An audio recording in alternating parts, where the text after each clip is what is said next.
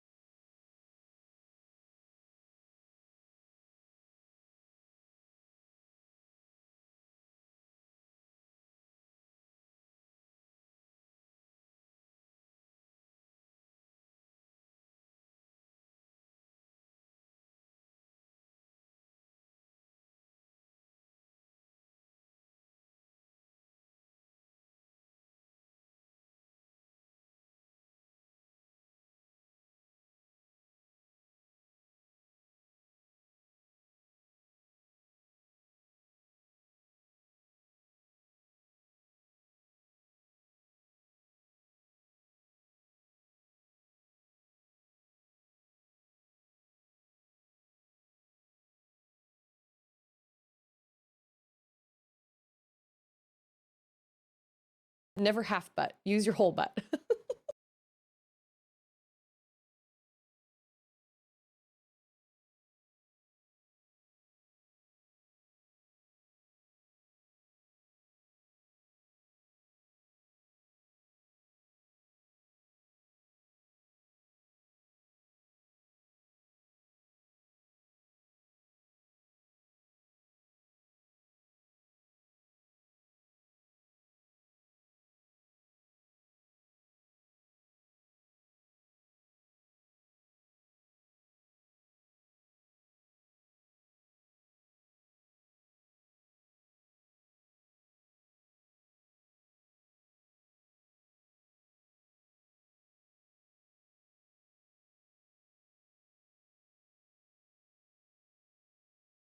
Bum ba ba ba da ba da ba ba ba ba ba ba ba ba ba ba da ba da ba da da da da ba da da da da ba da da da ba da da ba da da ba da da ba da ba ba da ba da ba.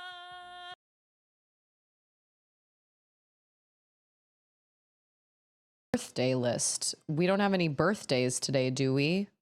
The 11th? The 11th? The 11th? My brother's birthday is on the 13th, so I'm gearing up for that one, although he is out on tour right now, so the best we can do is just FaceTime him. I can't really send him anything. Oh, maybe I'll gift him a game, though. Oh my gosh. Can you gift games via PlayStation? That's okay. Even if you can't, I'll just Venmo him, and that will be my gift to him. So thank you guys. Thanks for this little chat. Appreciate it. We just figured it all out. We've got Padawan, we've got VT, we've got Wolf, Landrider, Grandpa. Happy Wednesday, middle of the week to everybody. I hope everybody's having a good day. It has not. Oh, hey, and there's Hayes. Where is Hayes? It's been a quick minute since I broke the build at work. Only 20 peeps are waiting for me to get my head straight. Wait, broke the build? Like this build? Like a Lego build? Or like, oh, broke a build? Like broke something at work? This is what I accomplished yesterday with fake Legos. And hopefully I did go through and separate out all the bags by number. And they're all kind of in a mess now on my floor. But I was talking to Ander about it yesterday and was like, there were like 6 number 1 bags. And he said, oftentimes, he said, maybe they're separated out that way because the way they're packaged, or maybe the way that they get shipped, then maybe they don't want to break or something like that. Like maybe, I don't really know. And I was like, I don't know, but that would have been really helpful if the instructions hadn't just been like, here, number 1 bag. Like, now what happens? What happens if we come over here? Yeah, look at this. All of this stuff was 100% not included in just 1 bag. And then they're going to be like, oh, wow, we're going to build all this stuff. And then we're going to get to the head and it's going to be like, number 2, just 1. Pretty sure I have 5 number 2 bags down there beneath me, but that's okay. That's fine. That's fine. We knew that this could potentially be the case when we started this, or at least I did. I knew that coming into it, this was going to be a different experience other than actually building Legos, and that Legos is superior. So why do you think that is? Like VT, the Lego main man, why do you think that is? Why do you think Lego is superior over everything else? Is it in the way that they make their, I mean, is it just everything, every little thing, the way the bricks fit together, the way, you know, just the way that they're engineered? Because as far as I can tell, this is built very similar to the way that the tall neck was built. We're building this like flat, we're building this part right here, this flat part that he's going to stand on. And this is exactly like the tall neck. The tall neck has this kind of base that you build out, you know, like this. So I guess it just kind of has to do with like engineering, I guess. I really don't know, but I'd never really thought about it before. I'd never thought about, I had never thought about Lego and like how it is superior as opposed to all the other things on, you know, all the other bricks and stuff. An app build. So basically my code doesn't compile. And so everyone's kind of halted. Oh, that sucks. I'm sorry about that. See, I missed a step. Getting ahead of myself already. Look at this. I was like, see, look at this. They just assume you, no, they assume you read the instructions. And I did not. Okay, so 1, 2. Okay. 1, 2, 3, 4, 5, 6, 7, 8, 9, 10, 11, 12. Because the feel of the bricks doesn't feel that much different. But I was looking through the reviews on it yesterday, actually, because I thought, am I crazy? Am I the only person? Did I get the only box that had everything all separated out into individual bags, all with the number 1, number 2, number 3 written on them? And so I kind of looked it up, and there were a bunch of people that were like, this was a great build. Wait, 1, 2, 3, 4, 5, 6, 7, 8, 9, 10. And they were like, this was really, really fun.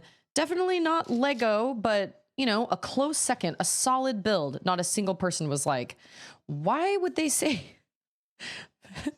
Why would you put your instructions in that way? Like, that doesn't make any sense.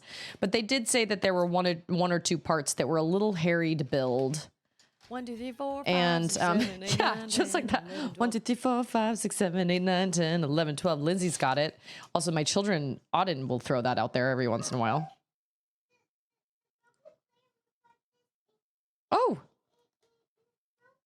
Oh, maybe I can fix it when I'm done. Maybe. Papa probably will. Probably. Oh, at home. Wait, 4? How many did I grab? 5? I grabbed 5. I can count. Oh, you found it at the lake and it was broken. That one's too short. That's why that was a thing. Lindsay, how are you? This is the No, did I have the longer one? There's the longer one. The girls and Ander went to the lake while I was at girls' camp, and that was fine because I don't really. Oh, that's right. You guys did get water shoes. I do remember that. Can have various numbers of the same number bags. Oh, I think they're just clearer in their instructions, where it'll be like, okay, you need this number 1 bag instead of this number 1 bag or whatever. I just felt very much like who was it that said this yesterday? It felt very much like a clown car situation where I just kept pulling them out. And we have another one. And we have another one. I think it's going this way. Yeah. I think I know what I'm going to get my brother for his birthday. Will he ever play it? Who knows? It's a mystery. It's a mystery. My brother's in that position right now where I would love for him to play all the games I love, like Outer Wilds or like Horizon. Well, he could play Outer Wilds, but he claims he doesn't like first-person games, which I get. I don't love first-person games either. However, my brother loves Metroid Prime, so your argument is invalid, bruh. Sorry, but it is totally invalid.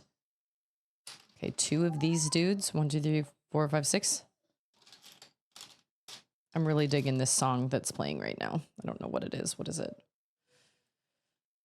Sailing on a Flying Boat by Enzala.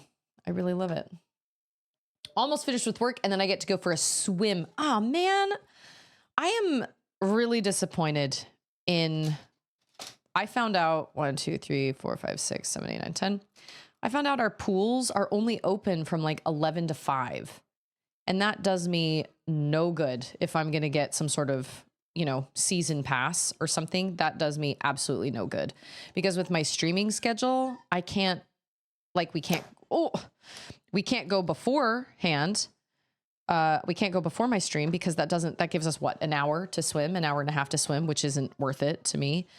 And we can't go, wait a minute. What? Oh, I'm skipping instructions. And we can't go after my stream either because if it closes at 5, I thought for sure they would be open until at least 7. And I'm so irritated about it because I was really looking forward to... Okay. Okay. The question is, why don't they just make some this size with all the... Why do you have to put 2 of them together? I don't know. Why make more pieces?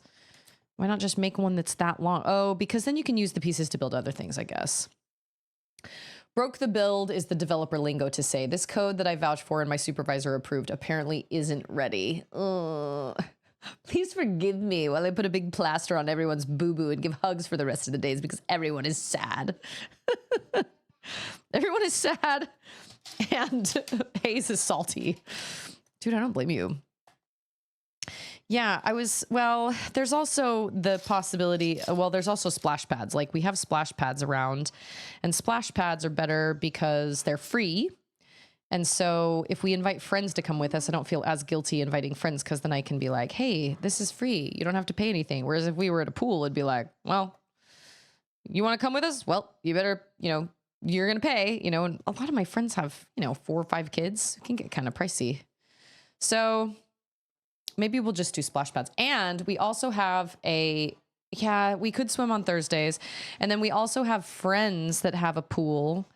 But that's a little bit different because, they don't have like it's like a backyard pool. So they don't have a shallow end that you can kind of wade in. They just have like big kind of like bench kind of steps that are around the outside of the pool. And then it just is a drop off. And so I would have to be really careful with, Auden.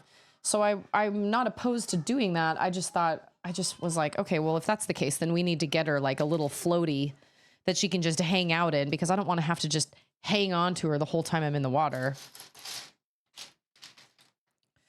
And so I looked at floaties last night and I felt like I didn't see any that were like, just didn't speak to me, Let's see. Okay. I should have all these pieces now. I've opened all the number 1 bags. I have not opened up all the bags because there's one number 1 bag, but it has all the tiny little flower tops in it. So that is not something that I do right now. Hey, it's Mud.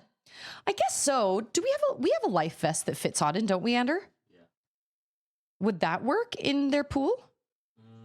Or would she has to be able to turn herself, keep her face out of the water. Oh, okay. I mean, we could do those little floaty swim thing. It's like a thing that goes across their chest that they put their arms in, and they have little floaties on their arms. She could put one of those on and then get inside. They have these little inflatable cars that come with like a squirt gun, but it has like a little overhead, like a what's the term I'm looking for? Like an SPF. Yeah, water wings. It's like an SPF kind of protector over the top of it, which I love because skin. Okay, here we go. Speaking of swimming, Lindsay strapped goggles on my kiddo last Friday, and for the first time he swam underwater all by himself. That is what my dream is for Auden, because she does not want to. She hates putting her head in the water, but like, she's got to do it, man. She's got to do it. And so actually I did talk to her about goggles. I was like, would it help if you had goggles? And she was like, yeah, I think so. So I'm sitting here going, all right, well, okay. So that space is just open. Well, that's weird. That don't make no sense, but okay. So I do need to get her some goggles. That gives me a lot of hope. That's so exciting. Good for him. Was he like elated when he came out of the pool? It's so cute. Little kids doing big things, man. Big things. It's really hard to watch your kids grow up. It's really exciting, but it's also really like, I remember when they were really little and when they needed me more. And then now Charlotte is so much more independent. Wait. Yeah. Okay. So far, this isn't so bad. He was squealing. I was squealing every time he did it. Canopy. Thank you. It's like a little SPF canopy type thing so that I, not that I wouldn't put sunscreen on her. It would just make me feel better. You know what I'm saying? So I'm thinking maybe 1 week we'll do a splash pad, and then the next week we'll use our friend's pool, and then the next week will be a splash pad, and then the next week will be our friend's pool. And then one of these days during the summer, I'm really hoping we can take Grandma down to Schlitterbahn with us so we can go ride all the big slides, and Auden and Grandma can hang out in the kiddie pool because that's all Grandma wants to do all day, which is fine. Totally fine. Fine by me. That means I don't have to miss out. But I don't know. Hey, it's Jane. Happy Hump Day. Did you hear my story yesterday about my mom going on that ride when we were at a theme park in Denmark called Tivoli, and there were these camels painted on the walls. I don't remember what the ride was, but there were these camels painted on the walls, and my mom was like, "Look, buffalo." So for the rest of my mom's life, every time we saw a camel or a buffalo, we would call it the opposite of what it was. Mom, look, buffalo. And she would always be like, "You guys." It never got old, ever. Have we been to Kalahari? We have not been to Kalahari. We were going to take the youth of our congregation to Kalahari last summer. But it actually made more sense to do Schlitterbahn. I don't remember why. There was something about, because we thought about that, but I actually think it was more cost effective for us to go down to Schlitterbahn than it was for us to go to Kalahari, which sounds crazy because that couldn't have been it. That couldn't have been it. What was it? Why did we not go to Kalahari? Kalahari is in, where is it? Is in Round Rock? Do you know where Kalahari is, Andrew? Do you know what Kalahari is? Pflugerville? Round Rock? Something? He was trying to like play it cool. He was like, yeah, that's right. I'll put my head under the water. It's totally fine. Don't worry about it. And inside he's squealing for joy. Daughter is officially a senior in high school. Last day of junior year was yesterday. In other news, I have had a couple of private mental breakdowns this week. Oh.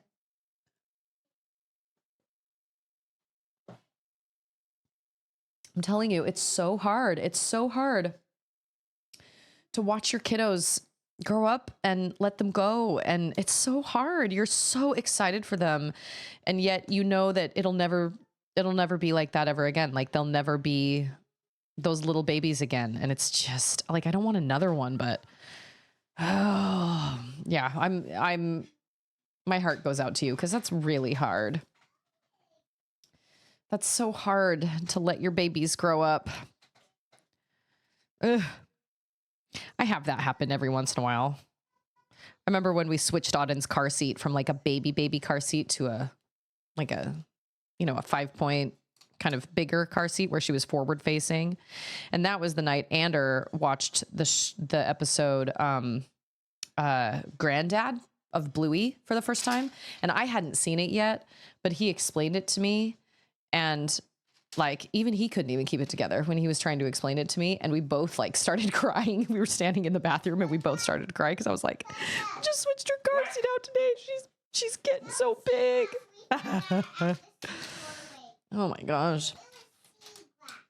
Okay, wait. 1, 2, 3, 4. 1, 2, 3, 4, 5, 6. Okay. Oh, we need 8 of those. Well, so far this build is going a lot smoother than it did yesterday. Yesterday was crazy business build. Yeah, no, it was yesterday. 2, 4, 6, 8. Yeah, Ander told me about it, and as he was telling me about it, he totally broke down. And then I was like, I just switched her car seat today. Bluey is so interesting in that way that they have this whole episode, this whole 7-minute episode where nothing crazy happens and it's silly and it's funny. And then within the last 30 seconds, boom, you just like you're left sobbing through the credits. I don't know how they do that. I don't know. It's a mystery. It's a mystery, but it's brutal. And I would appreciate it if they didn't. Do you think that's the most heartbreaking one for you, Ander, was Granddad? Yeah, it was brutal. Okay, wait. What am I doing? Putting this on here like that. And then a yellow guy. Oh, wait. Nope. Kind of. Oh, yeah, the flat pack. All right. Yep. No, you're right. The flat pack is brutal. Flat pack is also brutal. Okay, now hold on. Oh, I see. I missed them. See? Susie Grace can't follow instructions. Oh my gosh. Oh, see? I should have already done that. How did I miss that? Wait. Oh, and then we skip one. Okay. Gosh, and this music isn't helping because like this music is kind of making me kind of feeling kind of sad. Bluey just learned from MLMs about mom guilt. Jeez. The mom guilt is real. I had a moment where I lost my temper today, and I lost my temper with Ander, which wasn't fair. And it wasn't his fault. It wasn't anything he did. I was just frustrated about a bunch of things, and I was just I had a lot on my mind, and I was trying to watch something while I was eating my breakfast, and I'd been interrupted a bunch of times, and I was just frustrated, and Ander was the one that caught he was just I had like 18 interruptions and he was just my 19th, you know what I mean? And I felt really bad for kind of snapping, and I was like, I just feel so guilty all the time. Everything I do, I just feel awful about every single thing I do. Every choice I make, I feel bad about. And I just have to deal with it. I just have to suck it up, and I just have to be okay with it. But I feel so guilty for so many things, for not doing enough, for not being enough, for not being there, for not playing with my girls enough, for playing with them too much, because it doesn't matter how much I play with them. It's never enough. We could play for 4 hours. And then when I'm like, all right, it's time for us to stop, they'd be like, what? You never play with us. Excuse me? Did you wake me up? Did you rub my lamp? Did you bring me here? Like, that's how I feel. And then, of course, they just want to, and then I'll have days where I'll just want to watch TV all day. And then I feel guilty about that because I'm like, oh, we shouldn't just watch TV all day. But there are days that we do. Jonathan, how are you? Same with Chili's sister being infertile. It goes 1,000 feet above children's heads. Yeah, the onesies, but we're left sobbing with a happy, puzzled child. They're like, are these good tears or bad tears? I know. Oh, okay. We're going to build this little fella here. And so I just, I feel like I hold it together pretty well most of the time. And then every once in a while, something happens where I'm just like, I get frustrated about things that I wish I could do, but I can't, or things that I should do, but can't, or haven't had an opportunity to do or whatever. And I do not watch Sex and the City. I never did. Never, because it wasn't my thing. We didn't have HBO. It's not my thing anyway. But I do remember seeing a scene, like a clip on YouTube of, I think it's Charlotte. She's the one with like the dark hair. And she's like talking to her husband and her kids. And I think this was in the newest version, the newest one that they came out with somewhat recently. And she was like, I was a whole person before any of you guys came along. Like I had this whole life before you guys came along. I was a person with dreams and thoughts and goals and all sorts of things. And then those things changed, but like those things changed when you guys came along, but like they were there. And that hit me really hard because I was like, that's how I feel sometimes. I'm like, I mean, this hasn't been my life all the time. Like I was a person before I chose to sacrifice a lot of that to become a mom. So of course Charlotte got upset because I had kind of lost my temper, and I went in and talked to her and was like, look, just because I get frustrated sometimes doesn't mean I don't wish you were here, or I don't regret, or it doesn't mean I regret my decision to have kids or be a stay-at-home mom or be a mom at all. It doesn't mean that. But there are times where it's hard. It's really hard. But that doesn't mean you're a bad kid or that it's not, you know what I mean? Thanks, Shane. Okay, that's the one that gets me is Baby Race. When she says, you're doing great. I lost it. Absolutely lost it. Sobbing like a baby. Charlotte was like, you know what? I don't even think Charlotte was there. I think, no, I didn't pick Lego and brick building because I felt like just chatting. I mean, I don't know. I guess it doesn't really matter. Look at this. I can bring this. You know what? No, I can't. I was going to say I should bring this to church on Sunday when it's hot and I can use it as a fan, but I actually feel like it would fall apart because it is Lego. I feel like a Lego one would probably stay together, but this one feels kind of, but here we have the base. Here we have the base. We've done it. So far, it doesn't feel like anything that isn't Lego, but like, what's the, oh, but you know what? So are you, Shane and Lindsay, and like anybody, and Hayes, like all the people here that have sacrificed their time and energy to be good parents and to give their kids the best life they can and struggle at it sometimes. I mean, nobody's perfect, right? When we were at girls camp, we were having this like, we were gathered around a campfire. It was the last night we were there, and we had a speaker come and talk to us. And he was like, I got news for you. Everybody here is a sinner. Like everybody's a sinner. That doesn't mean, and when I say that, I don't mean that people are bad, because I think sin and evil are obviously, like, a lot of people will hear a sinner and they'll hear that they're evil. And that's not true. I think those words oftentimes can kind of be, like, people oftentimes use those kind of in conjunction with one another, but realistically, nobody's going to be perfect. Or maybe that's what he said. He said something like, nobody here is perfect or something. And some girl was like, I'm perfect. And I was like, lying's a sin. And everybody laughed. And he pointed out and he goes, it's true. Lying is a sin.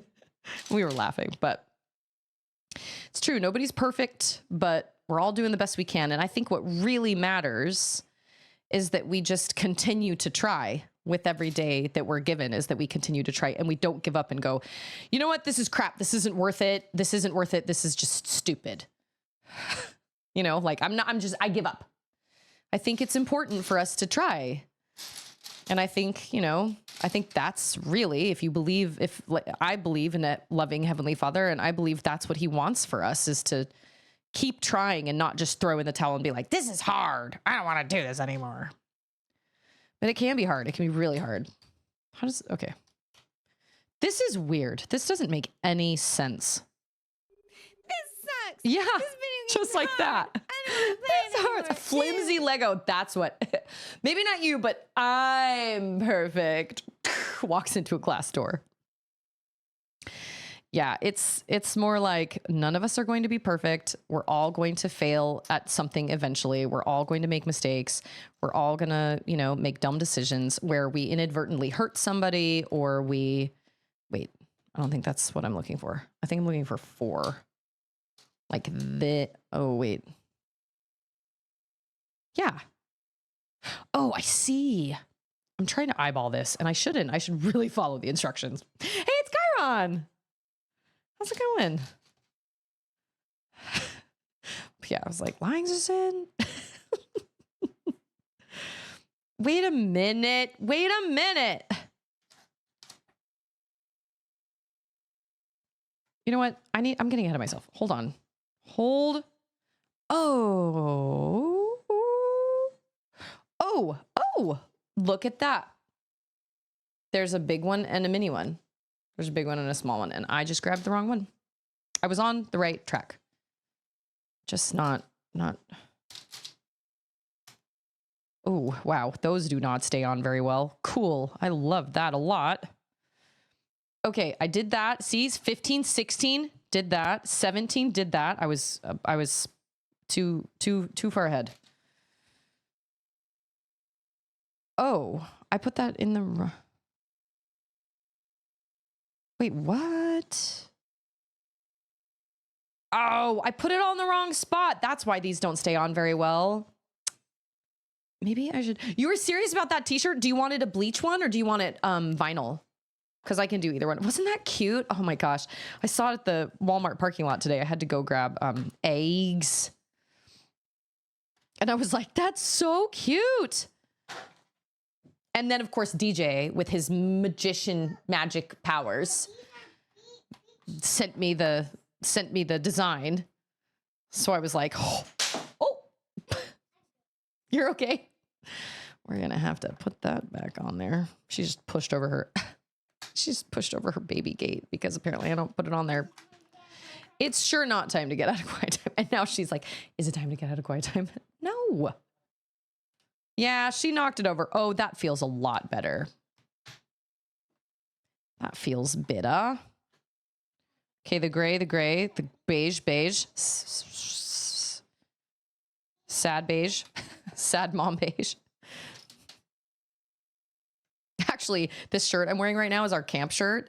And I remember the girls got this really pretty bright colored teal. And then the YCLs, the youth camp leaders, got this really pretty bright coral color. And the leaders got beige. And I was like, who chose beige? I accidentally said that to somebody to the girl that picked it. She was like, I love beige. I was like, oh, sorry. I do not love beige. I need color. I need color in my life. Okay, I thought I was going to be able to finish this real quick within the 30 minutes, but I've now gone 4 minutes over my 30-minute building time. So we will finish that on Friday, or we will continue that on Friday. It's so much more fun to be dramatic, but I guess I should show the nice example for my kid. I know. Well, I definitely feel that way sometimes. And we certainly have days where we do just sit around and we play video games and we just kind of eat junk. Like I let my kids eat so much junk the other day and I felt really guilty about it, but I was like, you know what? That's okay. Like if it's not every day and it's kind of exciting. And some days I just don't want to mom that hard. But like I have to, you know what I'm saying? What's the most tear-jerking piece of content? And there he is, the magician himself, DJ, who created a masterpiece with that super cute, that awesome ba-la-la-la design. So fun. I love Baymax. Man, let me tell you, I did not cry in Big Hero 6, but Big Hero 6 has to be one of my all-time favorite Disney movies. I think it's fantastic. I loved it. I thought it was perfect. I loved it. Absolutely loved it. What is the most tear-jerking piece of content I've ever seen? Neva. Like the end of Neva. How I could not pull myself together. It took me 30 minutes to be able to finally pull myself together. I think Neva. I've seen my fair share of kind of, I really try to stay away from heartbreaking content because I like to play games and watch movies or whatever because they bring me joy and because I like to feel joy. I don't like to watch things just because they're going to make me cry. There's some people that are like, give me, like I see on Reddit all the time. People are like, give me a tear-jerking book. I don't look for that very often because my life is already fraught with enough guilt inside my head and enough times where I feel like a bad parent, or I feel not a bad parent in like a neglectful way, but like I'm not doing enough. Like I don't play enough with my kids. I should play pretend, I should be Bandit, right? Or Chili or whatever.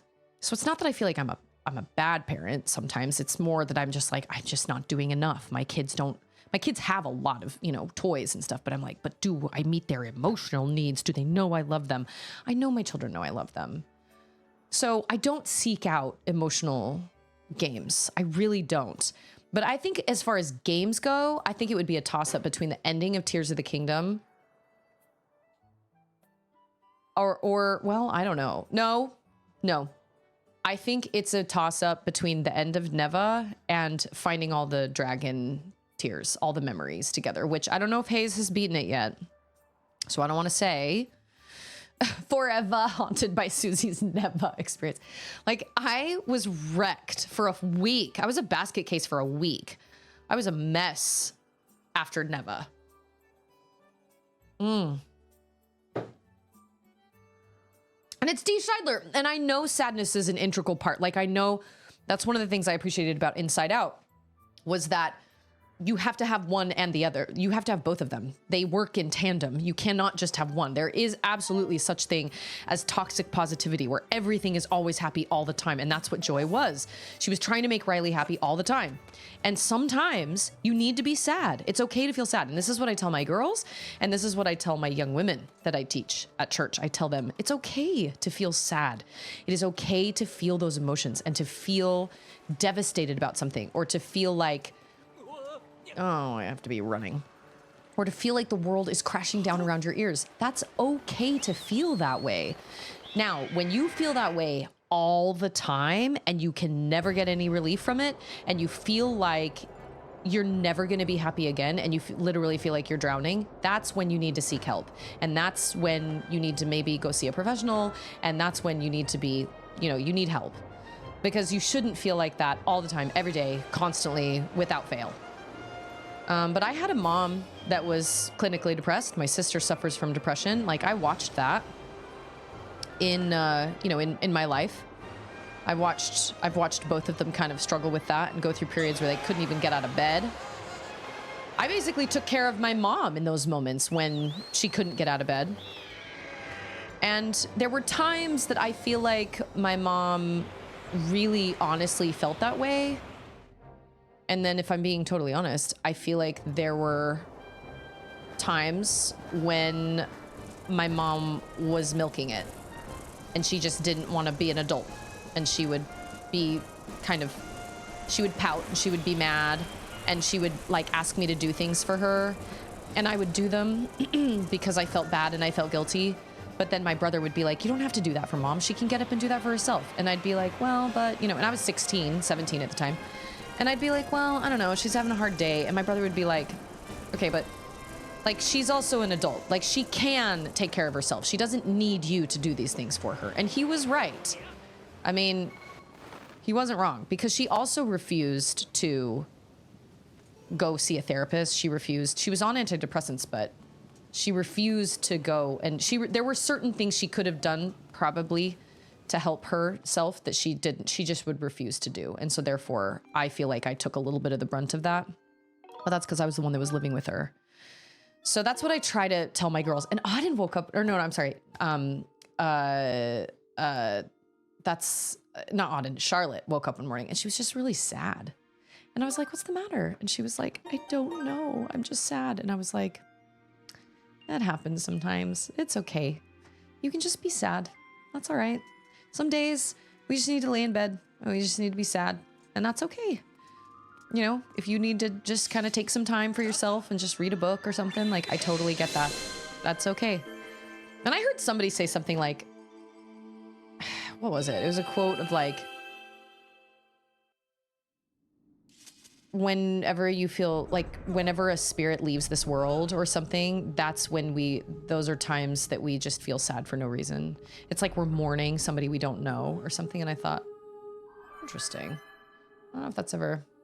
Speaking as a guy, the culture feels quite differently about guys being sad than girls being sad. I agree. I totally agree. And I'm grateful that we have we seem as a society to kind of be moving away from this, like, well, guys, you just gotta suck it up and you just gotta, like, boys don't cry or whatever. Because realistically, I would much rather have a person in my life. I'd much rather have a person like Ander in my life that is able to watch a Bluey episode and get teary-eyed and cry about it and feel perfectly 100% comfortable in that and not feel like he needs to apologize or hide or be like, this is stupid, you know, just let it happen.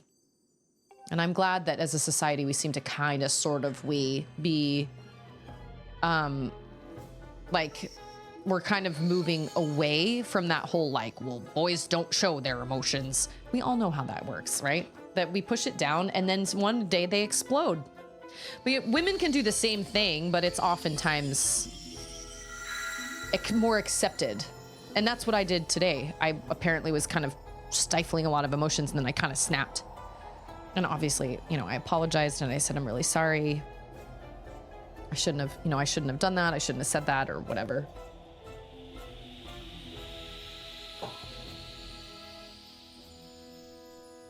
He says, it's okay. I've not beaten the final boss, but watched all other videos. It's on me. You can spoil stuff. Oh, have you like watched everything? Din, that's the one that's over in the volcano. That's right. I was only like half paying attention to that. Culture can get bent. I mean, I think, well, I feel like that's gonna, you know what? I don't want to open a big giant can of worms because I had something I was gonna say, but I don't, oh no! Oh, that's right. That's what we have to do now. Okay. I just think we as a society do seem to be kind of moving away from the whole, like, well, men can't show their feelings. And I appreciate that because I think it's very healthy. Now, what's frustrating is when you have a friend or something that wants to constantly complain about things and wants to constantly just play the sadness Olympics and play the traumatized Olympics and whatnot. And they complain to you about the same things all the time, but they will not take your advice and they will not better their lives. And they just want to continue to complain about the same things over and over again. That is the point. That is the point I reach when I'm like, okay, I can't keep doing this because you obviously don't want a fix. I mean, like, I can give you advice. I can help you out. I can give you, like, I can be here for you, but I am not a professional. I don't have the tools that, you know, I don't have the right tools to help you with this. And we've talked about this and you've complained about this and complained about this and complained about this so many times. And we've talked about it. We've talked circles around this. And yet you have changed nothing about your situation. You know, you complain about your job constantly and yet you won't quit your job or you won't talk to your boss or you won't talk to your coworker or you won't do all these things. And it's like, all right, well, there's a certain point where I have to be like, I don't have mental space for this anymore. And it's not because I don't love my friend, but it's because I legitimately don't have mental space for it anymore. There's a difference between somebody who really truly needs support and somebody that just wants to complain all the time. And that's just kind of their personality. You know what I mean? That kind of negativity. I'm like, I don't do very well with that.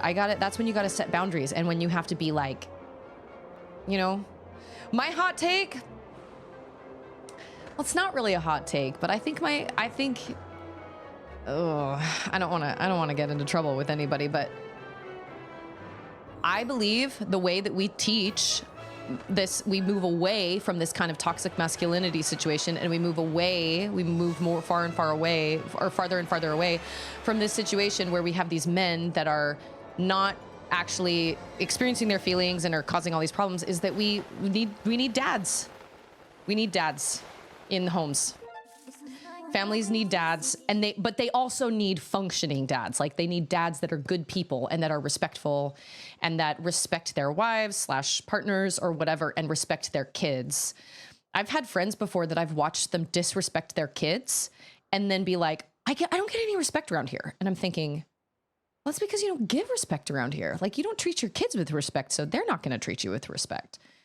Anyway, so that's all I'm going to say about that. I think we need dads. I think fatherlessness is a really big problem. And I think the breakdown of families, because one person can do their very best, but it's hard. It's really hard for one person, whether it's a stay-at-home, whether it's a single dad or it's a single mom. So anyway, there's my slight hot take, I guess. Worms. I didn't watch what happened at the end of the game, like after the battle. I know there's cinematics that like fill the void. Yeah. Yes. Okay, let me go help my child. Hold on. Wait, is Ander available? Ander, are you available to help your father? Thank you. Yeah, Anderson. The solution to better men is to have better men. Well, where do you start? You have to teach your boys to be better men. So hopefully we have good men that are coming up and stepping into that role, and a lot of times they have to break a cycle. But it's the same way with anybody. I mean, anytime you have generational trauma, anytime you have problems in a family, you know, if you have, like, I think of my ex-sister-in-law who has a lot of generational trauma, but at some point somebody has to break that cycle and choose to be the different person and choose not to allow that stuff to continue. You know what I mean? So it's not as simple as that. It's not just saying, well, in order to have better men, we just need better men. Well, a lot of men do need to step up. They do. A lot of men do. A lot of women do too. A lot of people just need to. So I don't know. Well, like I said, I feel like that's all I'm going to say about it. I'm not going to sit here and argue with you because I think you and I have different opinions, and I'm not going to sit here and argue in chat. So I've said my hot take. Obviously, every situation is different, and I'm certainly not saying it's easy, but I'm saying that there's a certain point where people have to reach where they decide that they're not going to be a victim anymore, because everybody becomes an adult at some point. Everybody has to grow up at some point and go, is this really for the best of my family, or am I just doing this because there have been generations before me that have done this or whatever? And I'm not saying it's easy by any means, but I do think it's possible. So I think there are a lot of people that, hey, it's collaboration. My ex-sister-in-law is a constant victim, constant. Everything is someone else's fault. And I just don't think that's a healthy way to look at your life. And unfortunately, there are a lot of people who look at their lives that way. And if you're going to look at your life that way, then sure, you're never, ever going to take any responsibility for what happens to you. Even if you make poor choices, you can blame them on other people. And I just think eventually people have to be like, I am not a victim anymore. I have to take responsibility for my own choices. And I watched that happen with my ex-sister-in-law. I watched it happen. I watched that happen. I watched it kind of sort of play a part in tearing her and my brother apart. We all need to speak up about the better world we want to see, identify toxic behaviors when they show up, encourage better attitudes, good positive reinforcement. It's exactly 100%. And I feel like that also goes for, oh, I was like right there. Did I literally land right there? I totally did. Oh my gosh. That goes for being a friend as well. A lot of people, I think, will say that being a good friend is just accepting somebody for who they are and just being like, yeah, you do you. But I actually don't think that's entirely true. I think to be a really good friend, I think sometimes you got to call your friend out and be like, you know what? I don't feel like you're making a really good decision here, man.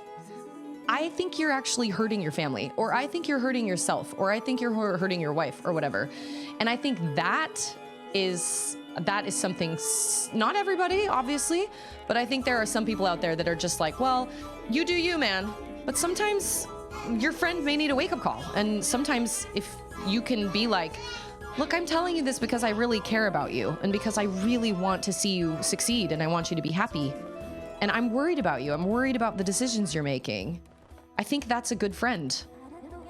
I don't think we have to just automatically agree with everything our friend says and does just because we want to be a good friend. I think sometimes you have to have hard conversations because you care about that person.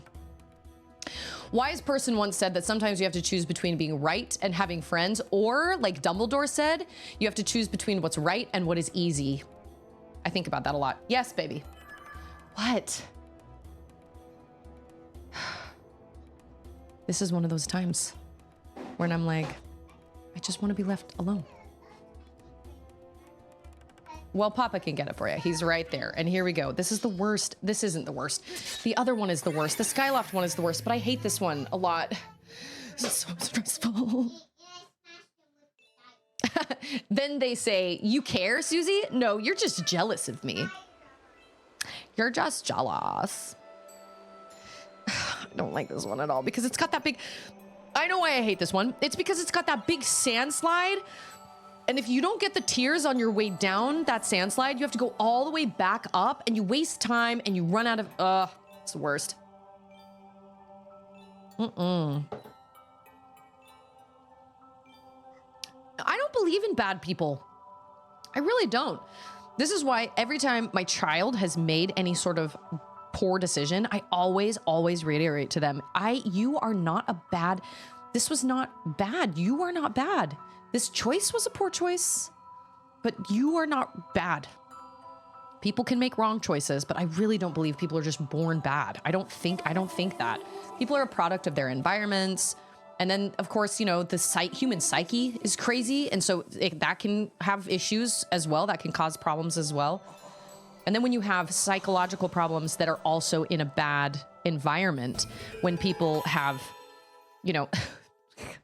This sounds so awful. I was like, don't tell anybody that this happened. When we were driving down to girls' camp, one of the girls brought up Jeffrey Dahmer. And I was like, oh my gosh, are we talking about Jeffrey Dahmer on the way to like church camp? Yeah, well, we did. And I was like, look, Jeffrey Dahmer did awful things. But awful things were also done to Jeffrey Dahmer. Who is to say... if he would have stayed the same and done what he did, if he had been in a structured, loving, caring, functioning home. Who knows? We don't know because he wasn't. He had awful things happen to him and he made really awful choices, but I do not believe he was a bad person. And I don't believe his parents were bad people either. I just think everybody in that situation just made really poor choices, but he was the minor in the situation too. And so, like, he should have been taken care of by his parents, but he wasn't. And so it just kind of begs that question. It's like, well, would this all have happened? We don't know. And there's no way for us to know. But I was like, don't tell anybody that we talked about Jeffrey Dahmer on the way to camp, okay? But I was trying to make a point. I was trying to be like, people are shaped by their experiences, which is why we need to choose kindness. Lindsay's like, stir, stir, stir, stir, stir. Bye. Have fun at the pool. I wanted to try and reiterate and be like, people are shaped by their experiences. This is why we should show kindness. This is why we should be compassionate. This is why we should treat others with kindness, because you never know what anybody is going through. And if you see something that seems uncomfortable, or if you see something that seems off about somebody, you should probably tell someone, because chances are you're probably right.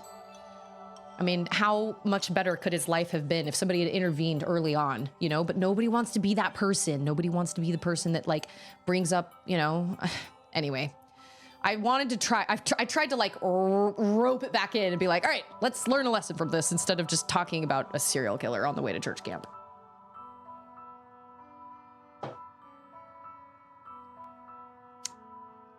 Technically, he could be considered innocent or just ignorant. Who? Jeffrey Dahmer? Numerous times to people in my life that the strength of a relationship can be measured based on whether it can withstand an argument, being able to confront someone or disagree and still be friends. I agree. And I think a lot of times today, it's kind of like a, well, if we disagree, then we can't be friends. And we've talked about this before too. All of us have a limit. We all have like something that we all have certain things where we're like, this is an absolute for me or whatever. And I get that. Everybody kind of has a line. But I think more and more it's become acceptable to disagree on even really small things and be like, well, that person's toxic. I don't need them in my life. And it's like, well, no. I mean, you are not going to go through your life and not experience taking offense. That's just not going to happen. You're going to have people that are just gonna say things that make you upset or say things that make you mad. And part of being an adult is learning how to let things go. But like we've discussed before, everybody does have certain things that is just like a line in the sand, right? And you know, and I understand that. Oh, can I go back that? Where? Oh, where is a tear? Oh, I bet it's up there. Oh my gosh.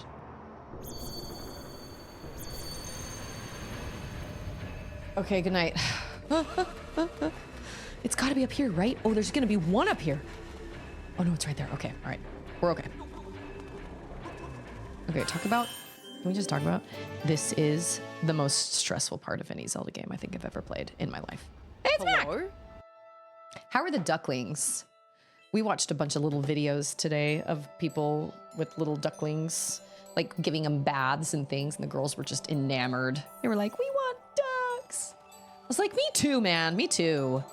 Oh, and this one is the worst too because... Oh, that was close. Oh my gosh, okay. Okay, because of sand. 50 students still haven't returned their Chromebooks, and today was the last day of school. Yikes. What do you do in that situation? Do you send letters home to the parents? Do you charge the parents? Like, what do you do? That's a lot of MacBooks. Okay. Okay, all right, that was fine, I guess.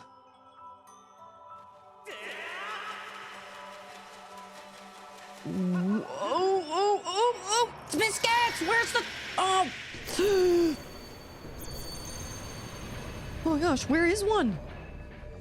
Oh, he's coming. Oh my gosh, there's no way. Because it's gonna take me 8 years to climb that wall. No, it's fine, it's fine. Oh my gosh. Stixel just came in to make sure everything was okay. Thank you, Stixel. I appreciate that. Whew. That sucked. That's it? That's all that's up here? Ooh, I slipped on my neck, funny. I missed the escort out of the building, but they have moved on to the creek and beyond. That's so cute, though. What a fun tradition. You're an owl. Great. I love that for you. Love that for you.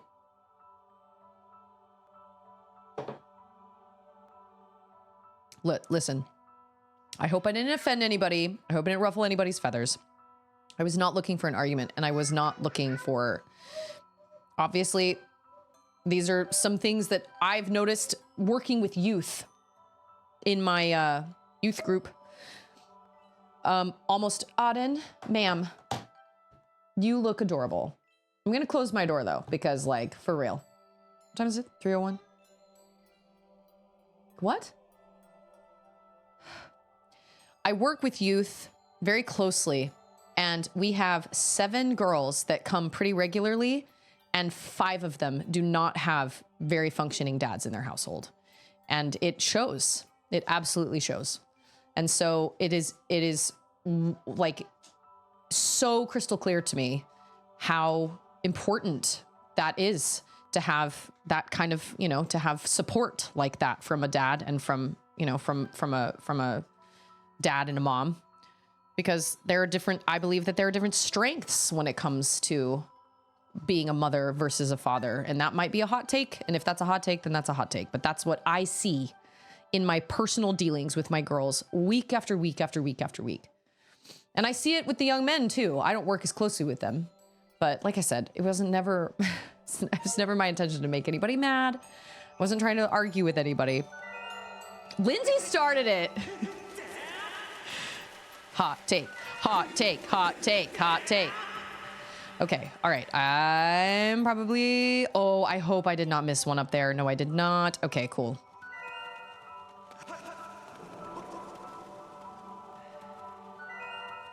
Yeah, we're not going to come back here, so we can just grab those.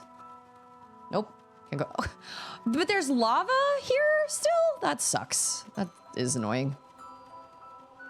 You're dead to me. Oh, and then we have to go up here. Yeah, let's do this first. Let's do like the upper.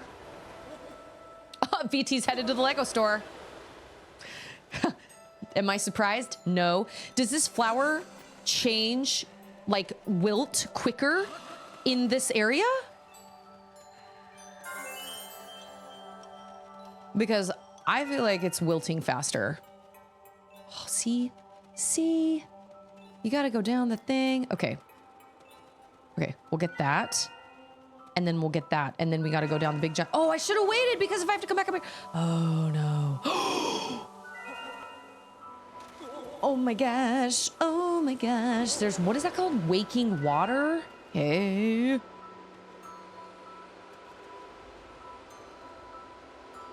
Okay. I think I'm gonna have to come down here twice. No. Maybe? He's napping, baby. What do you need? We're gonna leave that there. There's a red spider in your room? Smash him with something. A book. Do these not stop? Because I could have sworn they stop. Can I make that? I'm gonna try. Oh, biscuits. How many times? She said there was a red spider in her room. I don't think that's true. Awesome. Miss it. Yeah. Okay. I think we did it. I think we got the 2 up there. Maybe? Oh my gosh. I don't know.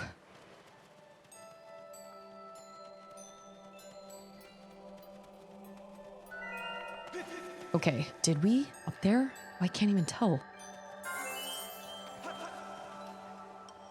I hate that there's still lava here. That feels really unfair. Probably one down here. Oh, you gotta climb. I was just about to jump down there. Never mind. How many do we have left? 7? Okay. Hello? Auden. What? It's Scarecrow. This is not a risky take. That may be the truest thing I've ever heard you say. Dads are a very touchy thing for me. I have never had tender or affectionate men in my life, and I've been through and watched a lot of heartache. But I want to say that fathers in this community are so uplifting for me to see. I see it with all my girls time and time again. It's the difference between the girls that have functioning, or not even functioning, but like dads that are supportive, that are uplifting, that want to see their daughters succeed, that want to see their children succeed, are tender, but also masculine, but also great examples, but offer structure. And then it is like the girls and the boys, but I work with the girls that I see that in their lives. There's a stark contrast between that and the girls that don't have that. And that's just what I see. And I'm certainly not saying that people who don't have dads in their home or whatever are like doomed or whatever. That's not the case at all. I hope that because of that experience, I hope that they will find a good partner and a good person that will be able to be that good dad to their own kids someday. Ander, when he was first called into Young Men's, a long time ago, he was first asked to be in Young Men's, which is the boys ages 12 to 18 in our old congregation. What do you need, baby? I am busy. Yes. Did Papa put that on too strong? Oh, careful. There you go. And Ander had Ander had 2 bad parental father. Like his dad wasn't a great dad, and his stepdad definitely wasn't a great dad. And so I remember we went to lunch one time together, and he had just been asked to be like an advisor or like a helper in with the. Yes, I am talking. I need you to let me talk, please. And he said, I am so excited to be in this Young Men's program. And he said, no. We were talking kind of about that and also about possibly like trying to start a family. And he was like, you know what? I am going to be the best dad because I never had the best dad. And I'm going to be what I needed when I was growing up. And that's my goal. And he absolutely has. And that was my goal when I came into Young Women's, was to be who I needed when I was that age in my youth group, because I didn't feel like I had great leaders either that I was fairly close to. So when I went to girls camp and with like dealing with my girls, that's what I try to do. I try to be who I needed when I was that age. And, you know, it's possible. It's just sometimes we gotta, oh my gosh, there's so much chaos. You need to go out. Go, Auden. Yo, go get your iPad. Go out. Go. As I'm talking about being a good parent. I'm so over it. Oh my God. What do you mean help you get the iPad? It's right there. This is why I lost it earlier today. Collaboration says didn't really have a good dad, but had two really good male role models. I needed them for sure to be who I am today. And I really think it's important if you don't have that role model, if you don't have a dad that's a good role model, or if you don't have a mom that's a good role model, then I really hope you can find someone else that is, or that you had somebody else that is, because that's not your choice when you're a kid and you're growing up. Okay, will you leave me alone? Like, for real. Hey, it's John! Yeah, it's super important. So I wasn't trying to like make arguments with anybody, but I do think that that's a big problem. I think we see a lot today is just kind of the expectations of like men to not be emotional. You know, and like, obviously that's not going to help. That's not going to do anybody any good, especially when you have men with like mental illnesses that don't know how to get help, or they just feel like they can't get the help they need because it will make them seem weak, you know? Alexa, stop, please. But I think that's a big thing that we see a lot is either, you know, fatherlessness or single family homes that are just struggling because it's hard. Go for it. You want to watch it? Go for it. I don't have a lock on my door. No, I do not. And I can't lock the door anyway because that makes me feel guilty. I just feel like family's really important. I feel like it's really important. And it does. It shapes our children, shapes this upcoming generation into who they are. And I think that's such an important and such a stressful thing. I mean, no wonder I feel guilty all the time, because I'm like, if I'm not going to do this, then who is? Oh my gosh. Oh my gosh. Okay. Simadunna. Let's turn around. Can I reach that? Heck yes, I can. This is so confusing. I don't know where everything is. Did I come down this way? I did not. An electric door. You know what we did look into the other day? We looked into like an electric or like a smart doorknob that has a timer on it that can stop working at like 4 p.m. So we can close the pantry at 4 p.m. Because what happens is I stop streaming at 4:30. I go into the kitchen, I start making dinner, and then by 5:30, neither of my girls are hungry because they've been snacking all the way up until I finished my stream. I'm like, all right, well, that's not gonna fly. I already don't really love cooking anyway. Okay, there are... That's the beginning over there. So we're 3 down. No, 3 to go. Oh, how do we get over there? I don't know. It's a mystery.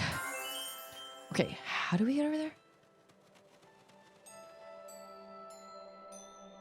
Okay, but like real talk. How do we get over there?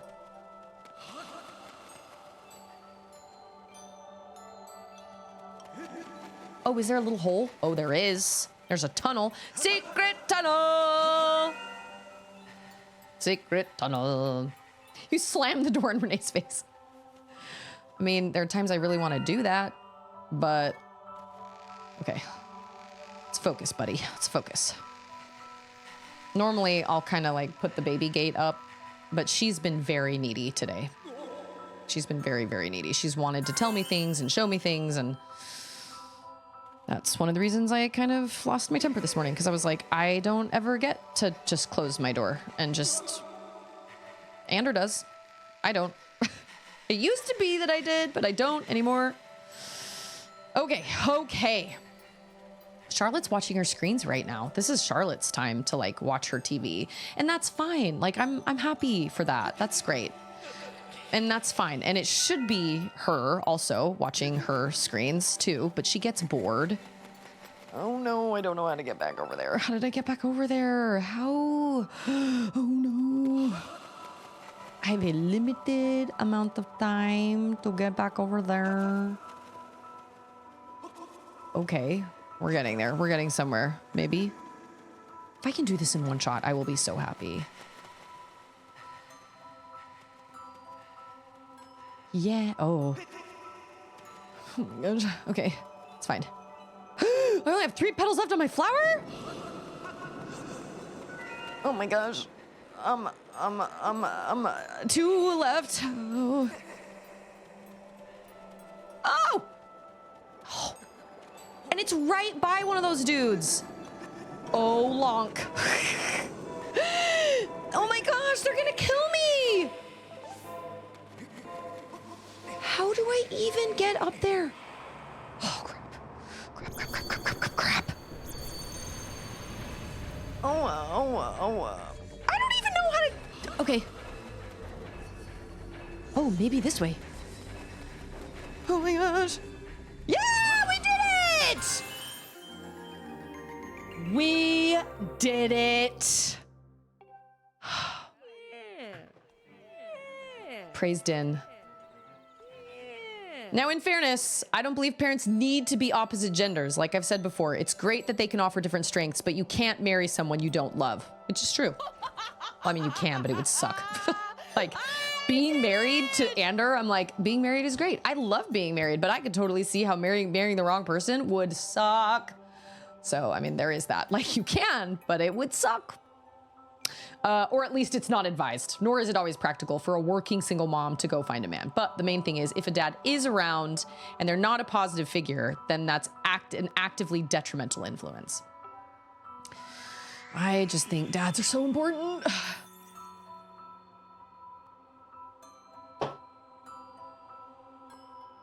Okay, since I filled this, will it wilt now? Nope. We did it. Perfect. I really just think positive. Oh, that's right. It's like a flower. The fire shield earrings? Okay. I just think we should be building children up as much as possible. Like whether you're the dad or the mom, or whether you're an aunt or an uncle, or whether you're like a youth group leader or something like that, we really just need to be building kids' confidence, and we need to be helping them become the best they can possibly be and not treating them like crap and not tearing them down, right? Whatever it is, whatever your role is in that kid's life, it should hopefully be a positive one. Being a husband is 100 times harder than being a father. Being the best husband is way more difficult. Oh, yeah, I can kind of see that. I can see that.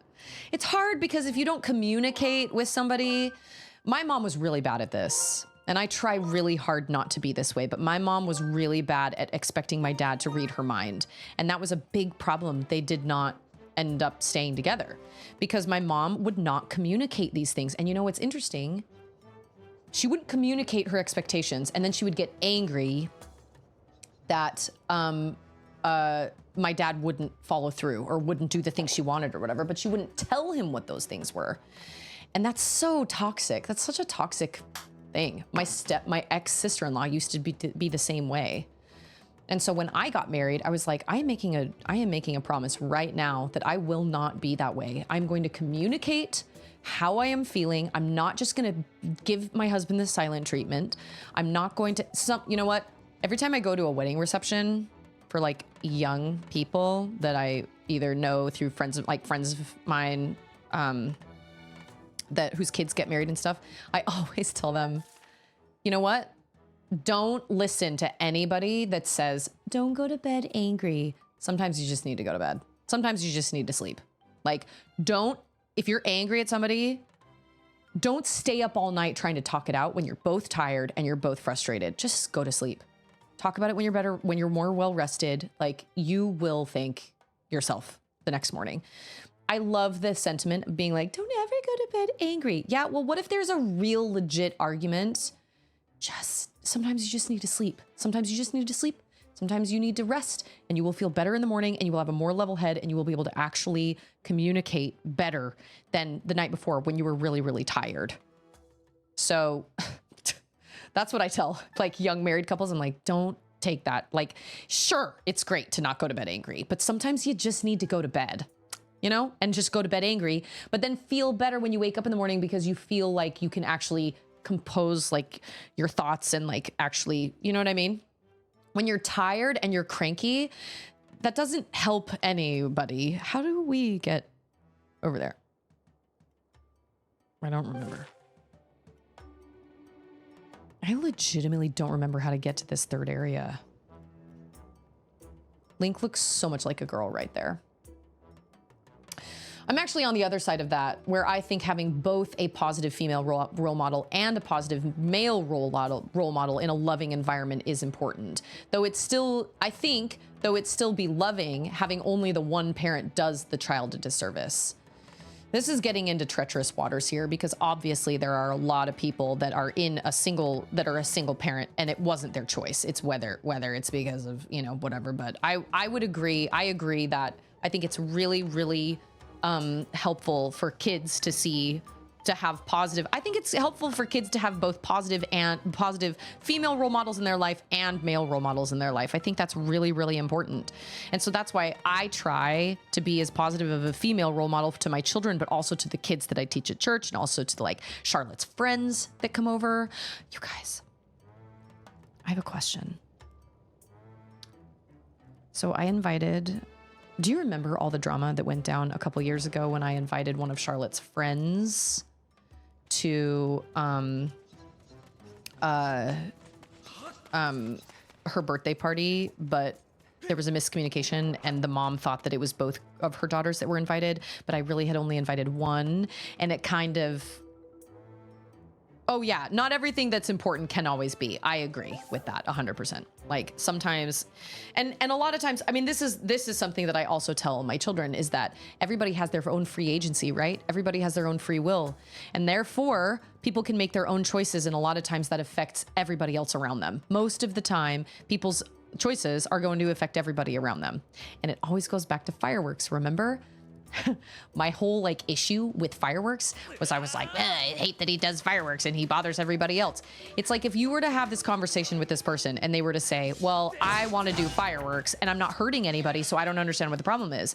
Well, you may not be physically hurting anybody, but you're making it harder for everybody to sleep, which is causing some emotional distress, especially to the people that have to work the next day. You're being disrespectful to the people that are trying to get a good night's sleep. And what you're basically saying is, and this is Susie Grace's take. Obviously, I'm not trying to like belittle people that like fireworks. I don't love fireworks, but whatever. But this argument is basically saying, well, I want to do what I want. And it doesn't matter what anybody else says. I want to do what I want because I want to do what I want. Somebody's going to lose. Like, well, I want to do fireworks because that's what I want to do and that's what makes me happy. And I'm thinking, okay, well, it would make me happy if you would do your fireworks and then stop them at 10. That would make me really happy. I feel like that's a good middle ground, but this guy doesn't seem to think that way because he does fireworks late into the night. And so it's like, okay, well, somebody's going to lose then. This is an impossible situation because you want what you want and I want what I want. But basically what you're saying is, and with fireworks, it is illegal to do fireworks in our city. And so it's this mentality of being like, well, I'm not hurting anybody, so I don't understand. Well, but you kind of are, though, because you're being disrespectful. You're keeping people up at night. Some people's kids can't sleep because you're doing fireworks at, late.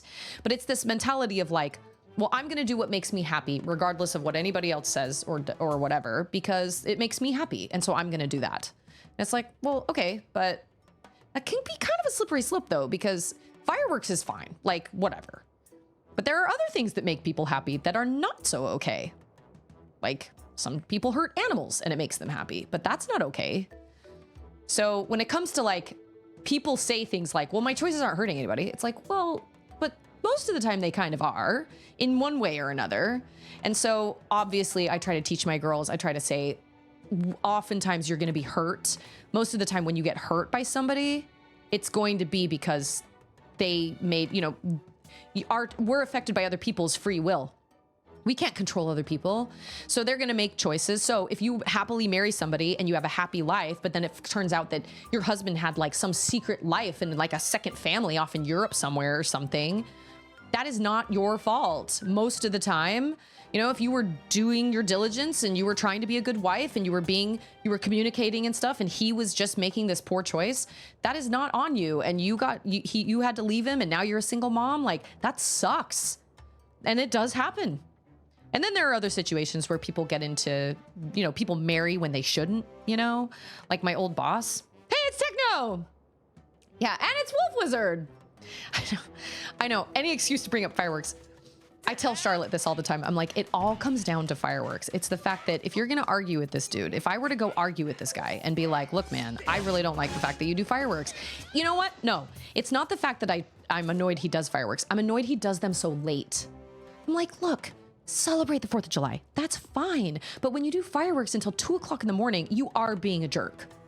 And the fact that you're doing them out of your own backyard goes to show that you're a coward and you're hiding in your backyard because you know people are mad at you and you know that they're against the law and you know you're going to get into trouble and people are going to come and tell you to stop. So you do them in your backyard and you're just a jerk. Everybody thinks you're a jerk. Everybody. But you're just like, well, no, it's not. He does it for like the week leading up to July 4th. So that is not, no, it's not just one night. It's never just one night. They may tell you, well, it's just one night. No, it's not. For the week leading up to July 4th, I hear fireworks being set off all over the city. So no, don't give me that. No, no, it is not just one night. If it was just one night, maybe we wouldn't be having this conversation. But I hear it the week leading up to July 4th. People just can't stand it. But my point is, when you say, well, people should just be able to do whatever makes them happy, okay, I can get behind that. But what happens if what that person wants to do that makes them happy infringes on other people? Like, I guess it's just a slippery slope. It's like, where do you draw that line then? Yes. I can't get you anything right now. What do you need? Poof, what do you need? Poof, what do you need? Poof, what do you need? I didn't even read what text. If I had a nickel for every second family burn. Did you open the pantry? No. You don't need anything out of the pantry right now. You just had Cheetos and strawberries in your room. Sissy is allowed to get you one thing out of the pantry. I hate it when they have a second family. What Susie's saying is we need to get a free will. Ganondorf was right. All hail me and only me, and I will. Am I even going in the right direction? Like, I don't even. Oh, maybe. Okay, Sissy can get you Pop-Tart. That's fine. I legitimately don't remember where this place is. Where this third place is? Oftentimes when we are hurt in our lives, it's usually because of the choices of somebody else. You know what I mean? And we can't control other people. We can only control how we react to that. And so there are plenty of people that have been put in situations, whether they're single parents or whatever, not because they wanted to be in that situation, but because they were put in that situation because of someone else's choices or whatever. And sometimes it's their own choices because they chose to marry somebody that they knew wasn't a good fit, but they did it anyway. You know, there's that. That happens sometimes too. I don't know. We're just all kind of at the mercy of everybody else's choices, which sucks. I mean, that sucks, but kind of is real life, I guess. I don't think... Oh, I do remember now. There is this place up here where it gets really hot. Oh, speaking of hot. Oh, my little earrings just kicked in. Ding. Okay, I think it's up here. No, I'm not gonna, well, like, I haven't actually spoken to him because Ander and I have kind of talked about it. And Ander was like, you're not gonna change this guy's mind. Like, we're just gonna suck it up and we're just gonna deal with it like we do every year. Last year, I tried New Year's, or I'm sorry. What is this place? 4th of July isn't as bad. He doesn't go quite as late. It's New Year's that's the big problem. It's New Year's that he'll go till like 2 a.m. And his fireworks are so loud. They're commercial grade. So they keep up like the whole neighborhood. But he does them out of his backyard. So like he knows. I know, I was like, I've envisioned all of these crazy things of like setting something off outside his house at like 6 a.m. the next morning or something and being like, oh, I'm sorry. Were you sleeping? Were you having a hard time sleeping? Because that was us last night. But I'm not that petty of a person. And I'm not going to actually do that. Ander was like, whatever. So last year we stayed in a hotel on New Year's, and it didn't end up working out because we had Stixel with us. If we hadn't had Stixel with us, it would have been fine. But she barked all night long because she just heard people, and because she's Weenie Hut Jr. and she's terrified of like that. Give me the size guy's address. I'll take care of it. I wish I was. I do wish I was slightly pettier. But Ander was like, let's be honest. Even if you were to talk to him, it's not going to matter. He's not going to listen to you. He's done this every year since we moved here, or like since we bought the house. Like, this is just what he does. And at this point, like, what's he going to say? Like, what are you going to... And then if he goes, yeah, no. What are you going to do? What are you going to do? You might as well just drop it. I'm like, all right, fine. So last year we tried sleeping at a hotel and it was a disaster. So whatever. Okay. No, he has a family. Absolutely has a family. He's got little kids. And oh, I see down there. Oh, I also see a... What is this area place? Hangout. What? Am I supposed to like parasail down there? No. Okay, so a couple, like 2 years ago, I'm gonna backtrack. A couple years ago, Charlotte had a birthday. She had a birthday party. I invited her little bus buddy who lives down around the corner from us. And her mom got this like... Whoa, I forgot all of this. What the frog? Her mom somehow misinterpreted... I sent the invite only to this little girl, but her mom somehow misinterpreted that it was for both this girl and her sister, who's like a year or two younger. But I only had enough stuff for the amount of kids I knew were coming, and I did not account for this little girl to come. Now, part of this was on me, because I should have just been like, oh, of course, we may not have enough stuff, but like, she's totally welcome to come and hang out and have cake and play games and all this stuff. That was on me. But instead, I chose to talk to the woman or talk to the mom and be like, I am so sorry. I think there's been a miscommunication. That invite was only for your daughter, your older daughter, you know, Charlotte's little friend. So of course, the other daughter was like absolutely devastated. And I felt so awful about it. And then we ended up actually having extra candy. So within 10 or so minutes after starting the party, I text messaged her mom and was like, I made a mistake. We totally have enough stuff. If you want to bring her back, you're more than welcome to. Never got a message back. They did not bring her back. Anyway, it was uncomfortable.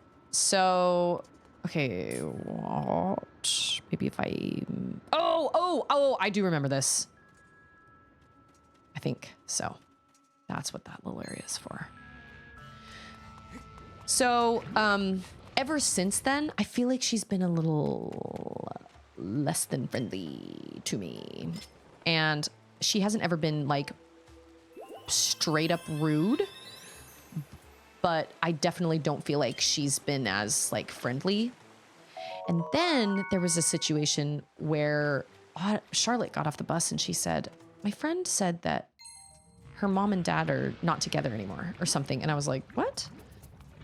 Of course I apologize. Oh my gosh, I apologized so many times. I sent so many text messages. I was like, I'm so sorry. Sorry for the mix up. I'm so sorry. And I think I even admitted, I was like, what I should have done was just been like, have her come on it. You know, I totally accepted responsibility.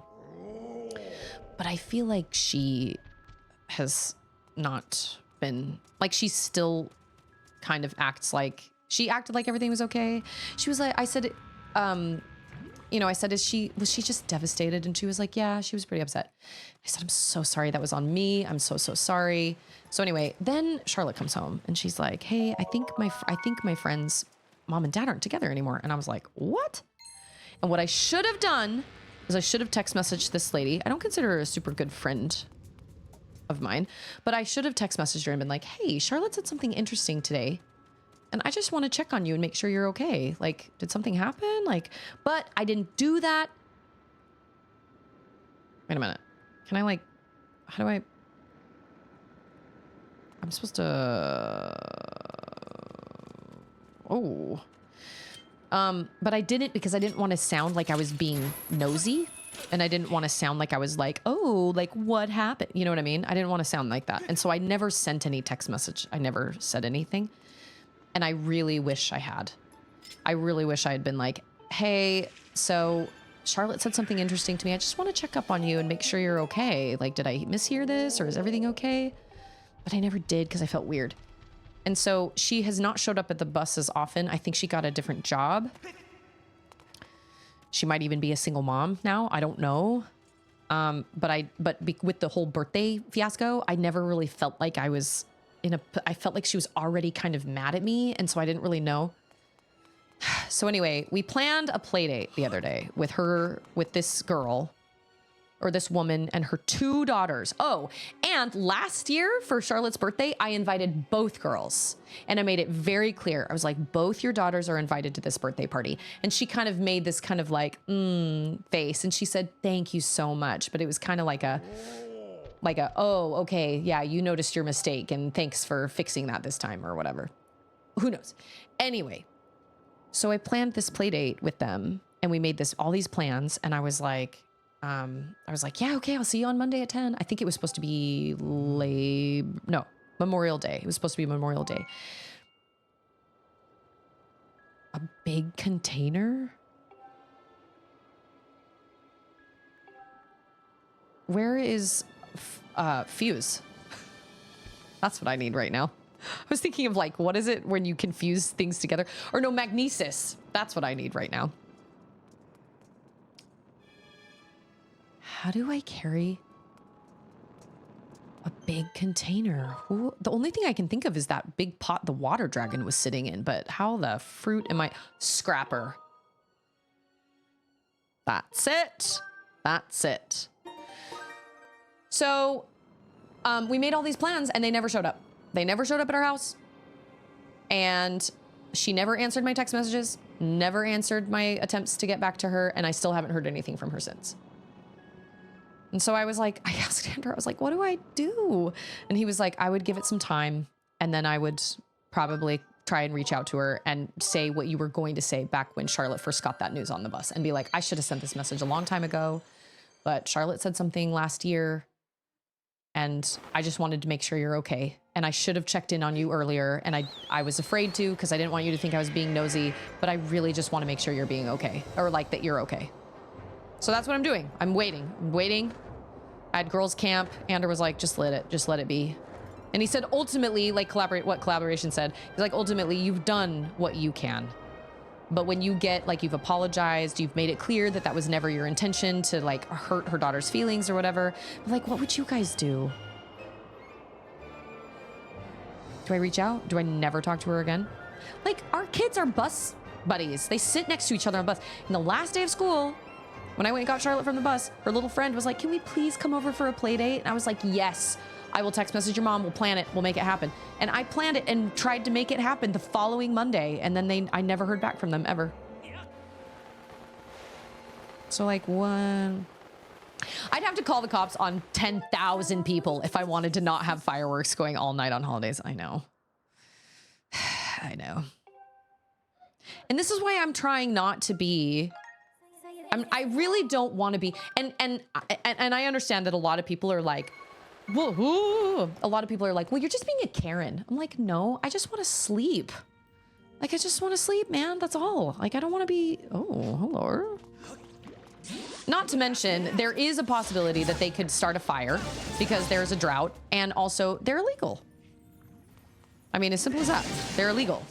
And so if people, so I have been called a Karen. I think I made some dumb post on like Nextdoor or whatever, which was my own bad. I never should have done that. I walked into that one, but people were like, imagine being such a self-entitled Karen that you don't even want people to enjoy a holiday. I was like, I do not wish people to not enjoy a holiday. I'm simply saying when you do fireworks until 2 a.m., that's really disrespectful of all the other people in your neighborhood. Go do them somewhere else. But people don't want to do that because they want to drink while they do their fireworks. And so they don't want to drive anywhere because they want to drink. And of course, I'm not a drinker and I think drinking is a bad habit. So I'm of course going to be like, then don't drink and go somewhere else. But a lot of people will be like, well, that's just ridiculous. I'm like, well, I mean, you are breaking law, but like, I'm just saying. But the cops here don't do anything because, oh, I came to the wrong place. What is this right here? Floria waterfall? Okay, let's try this again. And so, sure, people can be like, you're just being a Karen. I'm like, maybe a little, but like, I'm just trying to not stay up until 3 a.m. because somebody's setting off mortars around the corner from my house. I mean, they're so loud. I will say, though, that Auden does not... You know what? We're not going to even talk about fireworks anymore because... Scarecrow's right. Like, I get off on this. I totally sit here and talk about fireworks and then I get worked up. It's stupid. My whole point was... It's very... somebody's going to lose if you say... Okay, wait. Floria Waterfall? Wasn't there a save point, like, right there? Oh, it's right here. I see it. If you say, well, people should just do what makes them happy. Well, okay, but what if that infringes on someone else's rights or infringes on somebody else's well-being or whatever? Like, who loses then? You know what I mean? I don't know. It's a slippery slope. That's all I'm saying. That's all I was going for. Also, I forgot that's what the water dragon looked like. And for a second, I was like, what is that? It's water dragon. I need your pot, ma'am. Oh, excuse me. You don't fit in this anymore. Can I have your pot? I'm trying. Yeah, it's like, I mean, if you want to set them off until like 10, totally. I would be willing to let my kids stay up until 10, especially Charlotte. I don't think Auden could make it, but like, that's fine. But anytime after that, I'm like, that's getting into a little bit kind of disrespectful because there are people that don't want, like, not everybody loves fireworks. That doesn't make me a bad person. Look at that. Not that guy. Shh. Not that guy. Yeah, call him. Let's do this. So, you know, you're insisting and making other people, you know, deal with your being loud. But I would say, well, it's only one night out of the year, but it's not because they do them the week leading up. Maybe not every single night, but they'll do a couple like the week leading up. And so that is a totally invalid argument because I'm like, no, it's not. We wouldn't be having this conversation if you would just do them up until 10 p.m. I think drinking is a bad habit. Can I have your pot? Master Short Pants! That's right. He's such a jerk. Is he programmed that way? Thanks. Is there water in it? There is water in it, right? Did I have to like fill it up? Do what makes you happy is quite a selfish approach to life. Do not recommend. I think oftentimes, you know, people will say, all right, well, that works to an extent, but what happens when it doesn't? You know what I mean? Like, because you're going to reach a point where that's not going to work because it's either going to, you know, by collaboration. Thank you so much for being here. It's always a pleasure. Where did we come in? We came in back here. You're eventually going to reach a point where it's not going to work though, because like I said, I just feel like that can kind of be a slippery slope because it's like, okay, well, yes, because I want people to be happy too. I totally do. But I also believe in structure and I believe that we can't just let people do whatever they want because where do you draw that line then? If you say, well, people should just be able to do whatever they want or whatever makes them happy, cool. But like, well, like I said, well, what about people that hurt people? Oh, well, that's not okay. Well, okay, but why? Why drop? Okay, well, obviously that's not okay. But like, but you just said people should do what makes them happy. So what you're saying is there is a line. It's just, where is that line? You know, it's just kind of an interesting, anyway, whatever. It's a whole different can of worms. Yeah, makes you happy, by all means. You know what? If yeah hurts other people, let me know. And I will put a cooldown on it. Notice I didn't say, I'll get rid of it. I don't know if I can get rid of it.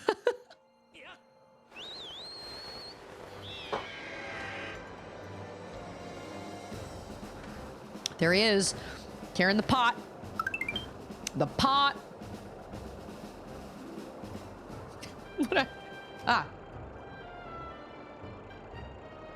Came for Zelda. Got some fun existential questions. Yeah, we've had some really interesting discussions today. Like I said, it was never my intention to ruffle any feathers. Obviously, I have my beliefs. A lot of them have to do with religion. I'm a religious person. It's a big part of who I am, so obviously there's that. But, you know, I see it in the youth that I lead every day. Like, and just tonight, I actually just met a new girl. They just moved into our church congregation. Her mom is a member. She is not. Yes, it is. What's the matter? There he goes. She is not a member. She's 12. She is not a member of the church, but her mom is. And I do not believe there is a dad anywhere in the situation. I'm sorry. Wait a minute. This is not where I want to.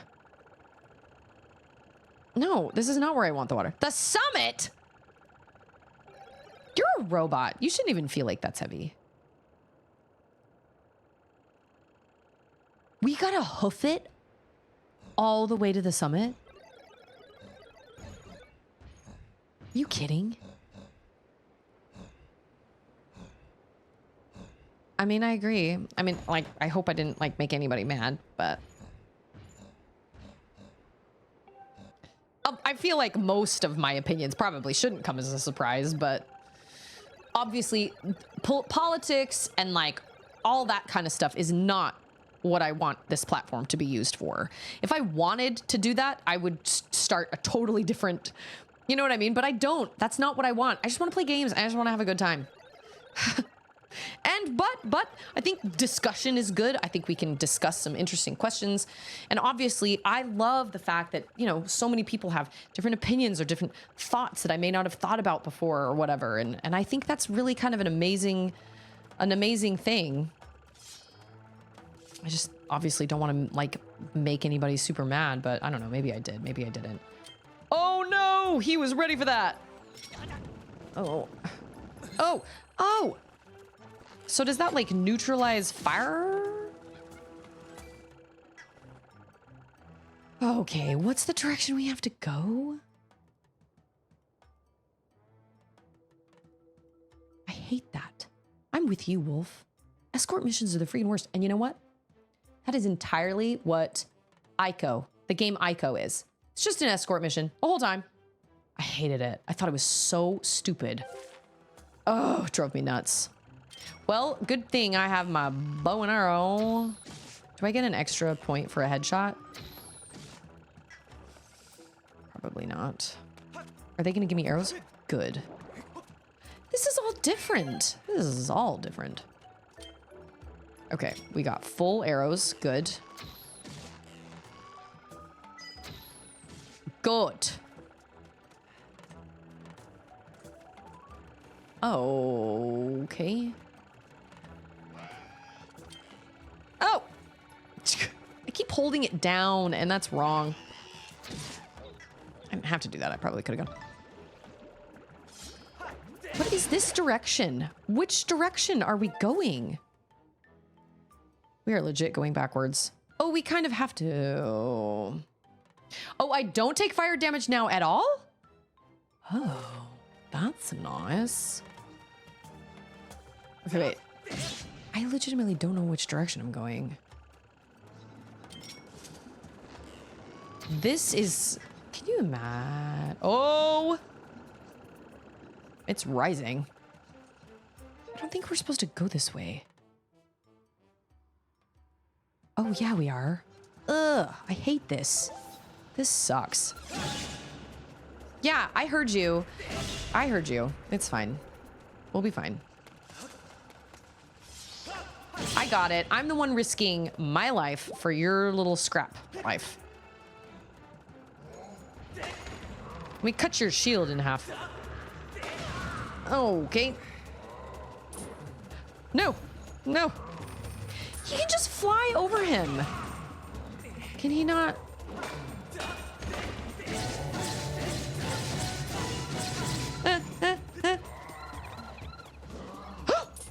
Oh my gosh. I don't think I've ever had anybody attack him. Kill him! Get him! Yeah. Why didn't he back it up, Terry? Why did he not move backwards? Skirmishes suck. I think they die from any hit. But I'll keep track of headshots. Good. Back it up, Terry. Back it up! Seriously. I'm gonna sit down on this stool. Wait for me. Look, man, I'm just trying to refill some hearts. That's all. Do I have bombs? I'm a stool. Sit on me. Nope. Nope. Stools don't talk. Yeah, stools don't talk. Stools don't talk. Okay. Oh, these are bad ones. I forgot about that. I forgot about that little, whoa, whoa. Help me, help me. Help me, help me. Okay, let's save so we don't have to do all that again. Good heavens.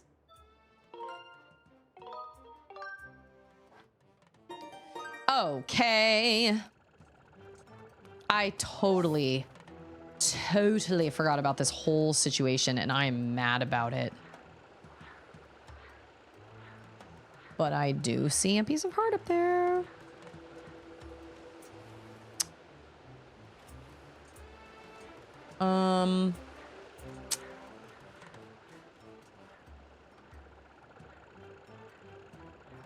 Instructions unclear on how to get...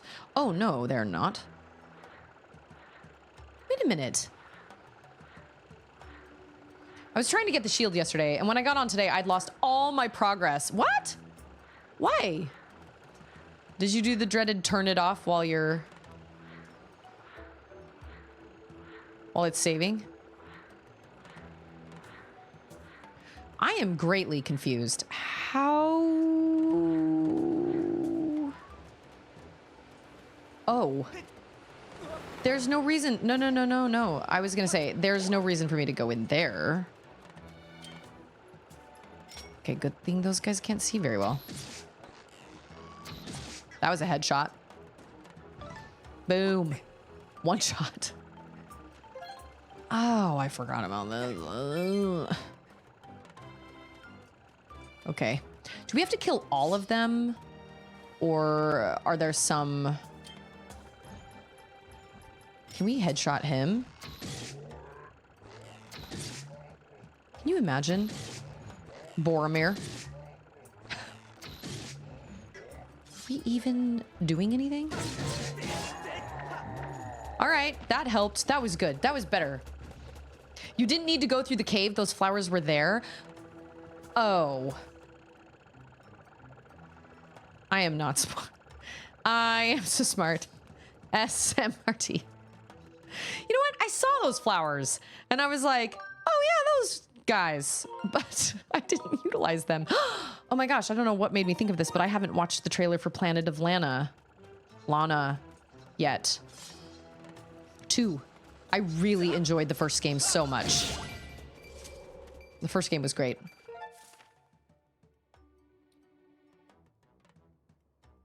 Okay, going up. I am so smart. SMRT. I even have that as an emote.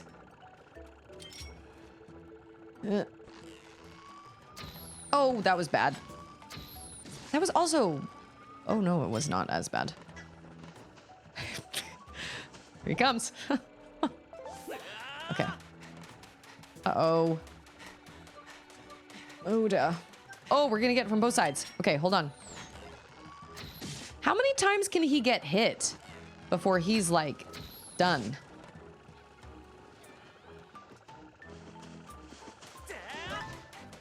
Like, is he... I oftentimes will quote to Charlotte, notice how I no longer say Libery or Tamari. Oh, Charlotte. I was just thinking today that Charlotte can watch Jurassic Park, but you know what? I don't think she can. I think it would freak her out. I think she'd have nightmares. But like, we need to watch Princess Bride, and we need to watch Fly Away Home, about the girl with the geese. Charlotte would like that. Are you serious? Do I not have my shield? Oh, which way did he go, George? Which way did he go? Oh, I'm pushing L. I was going for R. We just went through that with my friend's daughter. No cult classics. Oh, like, she's never seen any of them? Yeah, I feel like Charlotte would.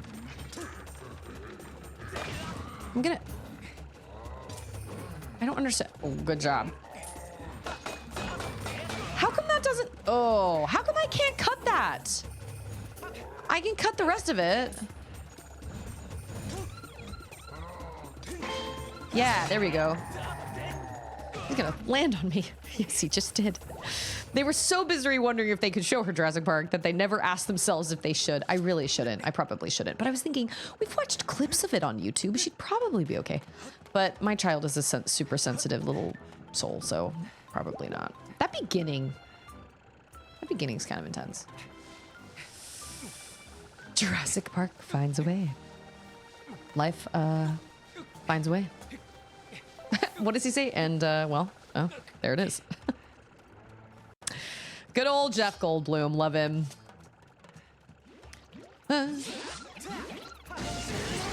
I love that he's like, are you gonna handle those or what? Well, yeah, I will do that.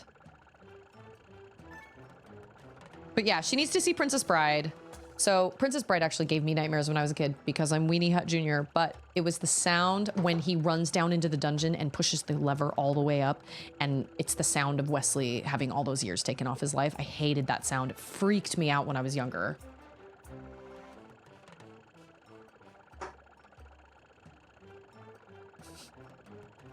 Back to the Future 2, huh? I've actually been debating on whether or not to even take Auden to... Oh, surprise. On whether or not to take... Oh, come on. Get him. Auden to the How to Train Your Dragon live action, and I've decided against it. I think it would be too intense for her. Are they going to give me arrows? Because I really need arrows, like stat. Oh, yeah. I think it would be too intense for her, and she's never been to a movie theater before, and I think it would be too loud and too intense, so I think it's something Charlotte and I are going to have to go to see together. What do you mean, wait for you? You can fly. He can fly. He flew. I think Charlotte saw her very first movie in theaters when she was 6. Also, dollar theaters aren't really a thing anymore.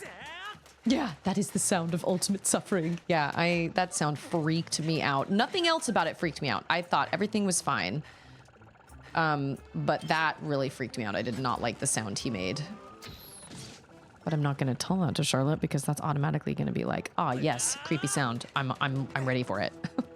It's going to freak me out too. What is that up there? What is that? What is this? That. That looks important. Imagine Theaters. They do $5 tickets. See, this is just it. It's like, yeah, see, that was also my thing, is I do not want to do a disservice to other people.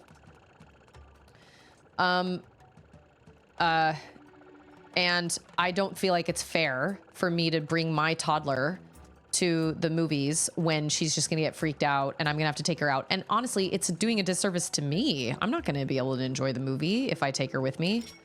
So I think it's just gonna have to be me and Charlotte. Oh, okay, blue are more powerful. He's like, well, I don't see nobody. Okay, so 2 arrow hits. This bow and arrow is great. Okay, just get more arrows, maybe. Bombs? Bombs, anybody? Oh. How? I have an idea. He's gonna back it up Terry. Oh, it's not gonna hurt him.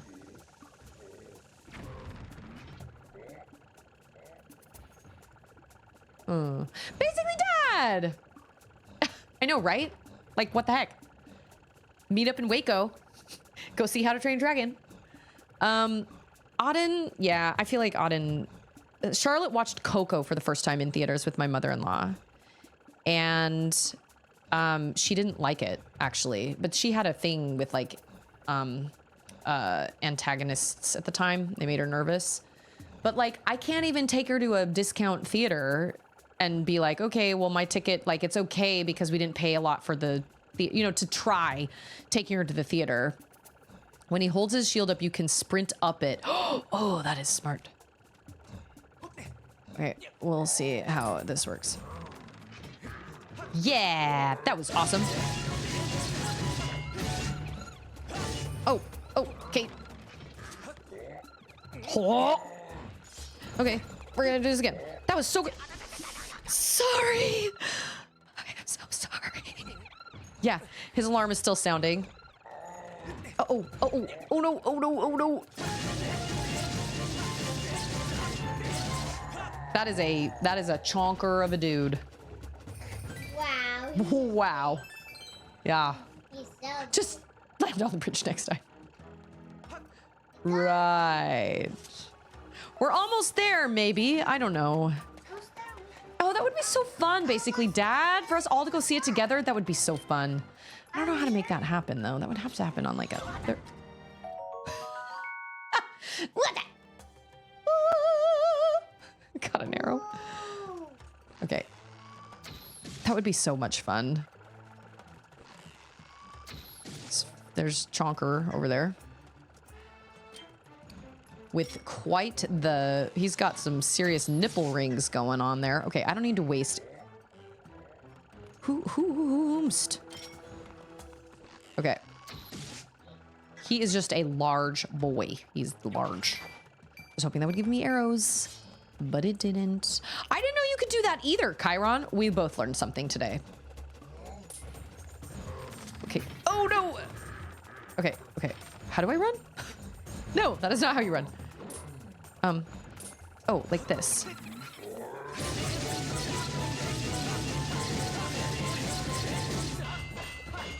We're doing this dance together. And he's going. Oh my gosh, that was great. Oh, run.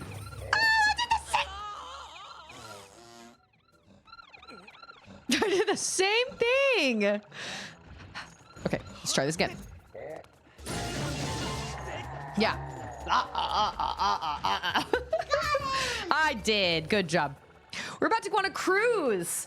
Oh my gosh. I am slightly jealous, but also kind of not. Good for you. I feel like I would get so sick on a cruise.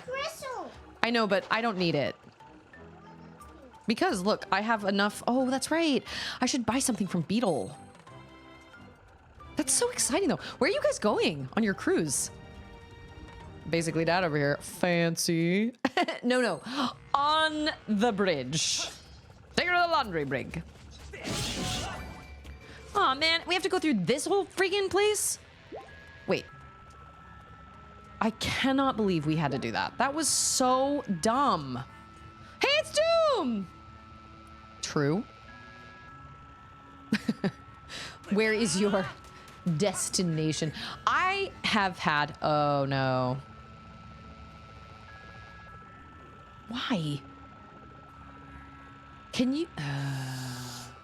Well, I guess you'll have to kill that guy that's in the lava. Yeah? guess. I don't mind if she just... Hey, it's Doom. Alaska, we aren't paying, so be jealous. That was like when we went to Disney last year. I was like, we're not paying the bill. Oh, there was a lady, one of the leaders at girls camp. Her husband isn't military anymore, but he used to be. And they got some sweet deal during the soft open of Epic Universe. And they got to go to Epic Universe before it got crazy packed with people. And they got to experience the whole thing. Pretty jealous about that. Okay, is this this type situation where, of course it's not. That's only in Tears of the Kingdom / Breath of the Wild. When it's like, it's too hot here. If you pulled out you know what? I feel like I can use this to my advantage. Oh, I thought they were gonna run. Boo. Hey, Lou, thanks for the lurk. Oh, they're like, oh, there he is. Get him, get him, get him. Okay, let's... Good try. Good try. Oh, that was so dumb. Okay, okay, okay. Oh, I'm so bad at this. Why are you in my way? Oh my gosh. Okay. Now that I got one of them, it's fine. I can get the other one. It's fine.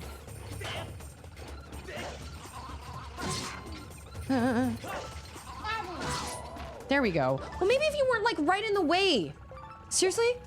He's like, I hate lip balm so much. I just can't stand it. It's so scary to me. He's like coming up on the monsters. Why? Why would you do that? That's so dumb. I tell you what. Man. There was one year that Disney World gave us free 4-day hoppers with water parks. Holy moly. Lucky. Is it out this way? No, it's up this. Oh my gosh, we made it. So Susie's going from a place that's too hot to a place that's too cold. Oh, look. There's a sign that would have told me. It's okay, I remembered. I do not remember this place. I mean, like, I remember the frogs, but I cannot tell. I could not tell you what is waiting inside this area, this place. Ugh. What a horrible escort mission. That was dumb. You know what? Escort missions probably wouldn't be so bad if your escort was smart. He's a frog. You know what I'm saying? Like if they backed it up Terry when there were monsters and be like, I'm just gonna wait for him to do his thing. Instead of getting in the mix and being like, I hate monsters, and then getting in my way. Good gracious.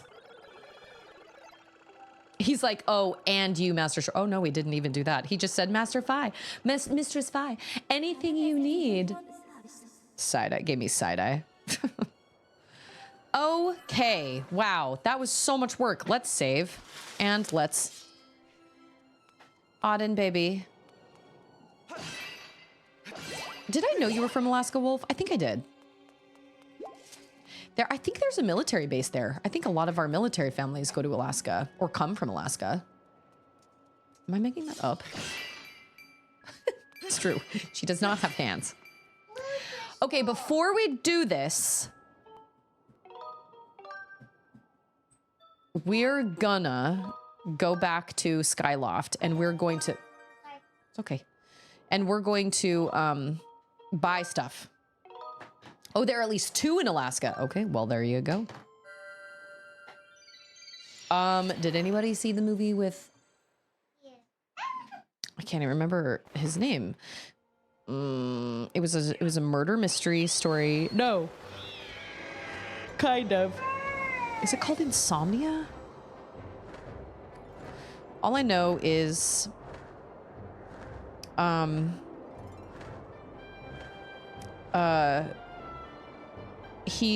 there's like a crime that's committed and it's accidental.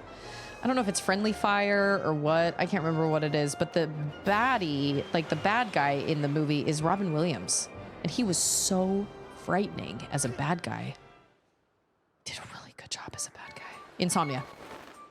Wait, is it Christopher Nolan? I want to go to the water. I was 2 years old when I learned that. And it takes place in Alaska. And the sun just like never goes down. I don't know if I can handle that. Huh. Did not know that. Ah. Wait. I want to go find Beetle. That's what I need. I need Beetle. Beetle is a dude. He's a friend of mine. There he is. He's in that flying house over there. See it? Oh, what are we doing with the ghost in the bathroom and Cawlin? What are we doing? Are we gonna like what's it gonna be? Oh, okay. I think I've only done ooh, no, my mom saw a 1 hour photo and told me about it and I was like, I think I'm good. I don't think I need to watch that. Ooh, yeah, he plays a really convincing. He was also a villain in Law and Order SVU, and he was really creepy in that as well. That's Beetle. His name's Beetle. Yep, and he's wearing a kerchief around his shoulders. Yeah, I need that. No! How long is the... Okay, wait. Here's a question about the Gratitude Crystals quest.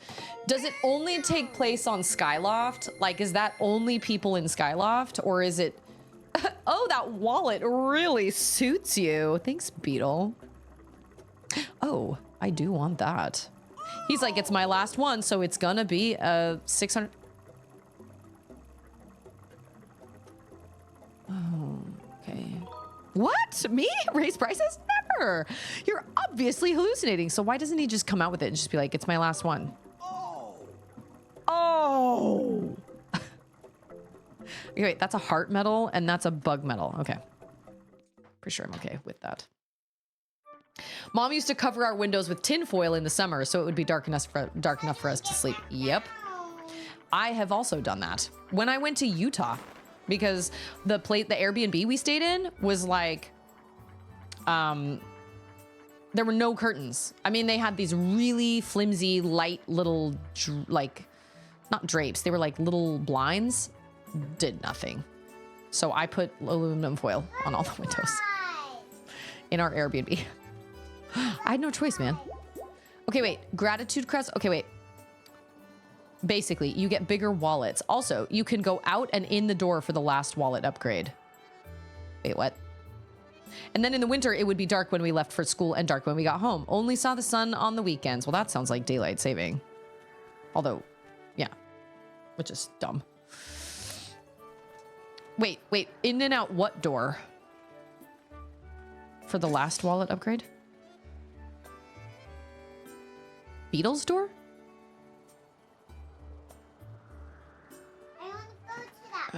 I know you do, baby girl, but this is Mama's time to play. I saw that waterfall, and I remember thinking in my head, oh, I'll put on my Zora armor and just boo-doo-doo-doo-doo up the waterfall. Wrong game. Okay.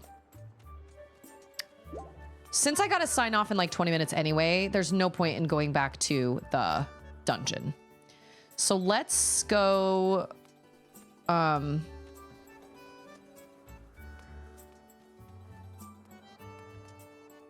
So can you buy the wallet upgrade from him too?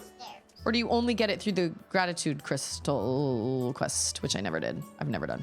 I think I only ever got one Gratitude Crystal and it was from dusting, what's his name? Peebles? Pippet. Pippet's mom's house. I straight up like, hey man. I love his conspiratorial like, Pippet, that's right.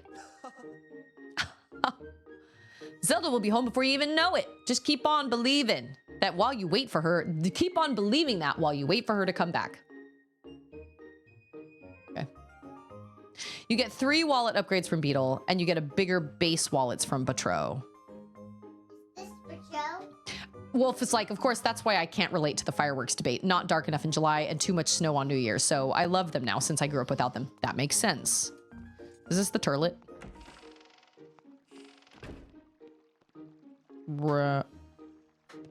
Oh no, this is the bath.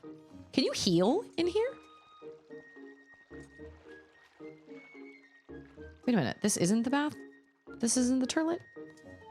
That's what I thought. Just keep believing. Oh, I think the bathroom is downstairs.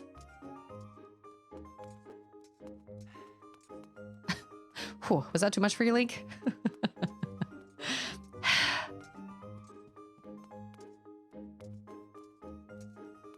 She doesn't have things above her head. I know she's involved somehow. She writes like a love letter. And there's him. That fella. Where's the bathroom? Oh, there it is. Wait. So it's at night? Turlet. Sit. Okay. Apparently. Oh, it even flushes! That is a great question. I don't have an answer for you. That is a great question.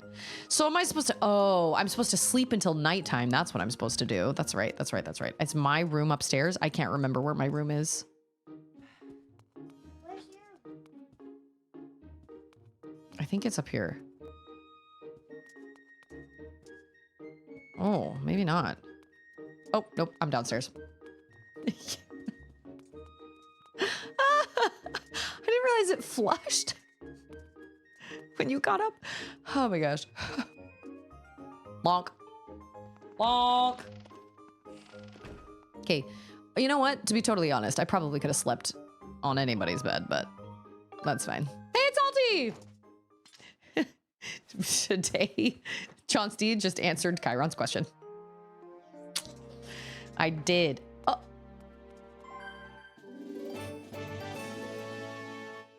This is from when a person is so completely overwhelmed with feelings of thankfulness that crystallized gratitude is created. Collect these and show them to Betro. So I just got a gratitude crystal just sitting on my desk because I was so unbelievably grateful to actually get a good night's sleep.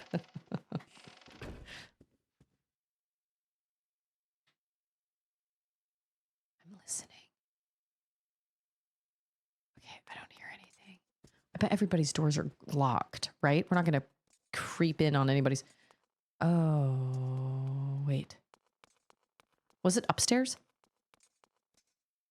No, it's right here. Yeah.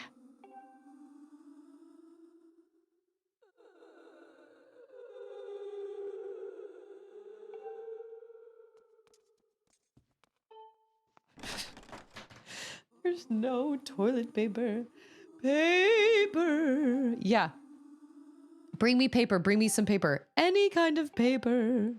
So this was originally a part of a trade quest in Oracle of Ages, I believe. Who's that? There is somebody in the bathroom that wants paper. Toilet. Toilet paper. Until morning. So you have two options. You can either give... Wait. I remember there being two options, but now I don't remember exactly what those options are.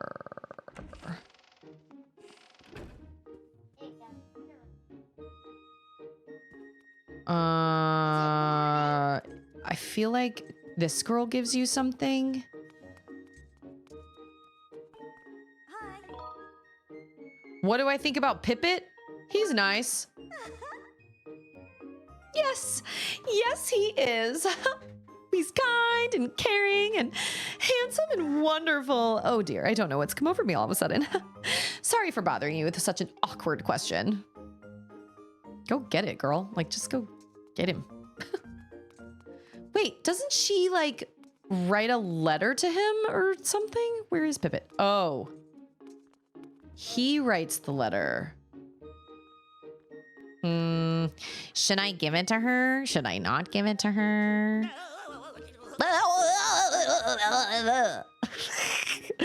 Onk, it's you. Don't sneak up on me like that. I have a serious dilemma on my mind right now, and you're distracting me. Dilemma? You want to hear about it? Men, talk about your feelings. Just talk about it. Let's talk about it. Let's hug. That might be going a little too far. I don't know. Normally, I would never, ever tell someone like you, but these are dire times. Come to think of it, you might be just the person I need. You seem to be pretty good with the ladies. I mean, there are like 3 on our island, Cawlin. I can't believe I just said that. But whatever, let's do this. Lonk. Exclamation point. I have a task for you.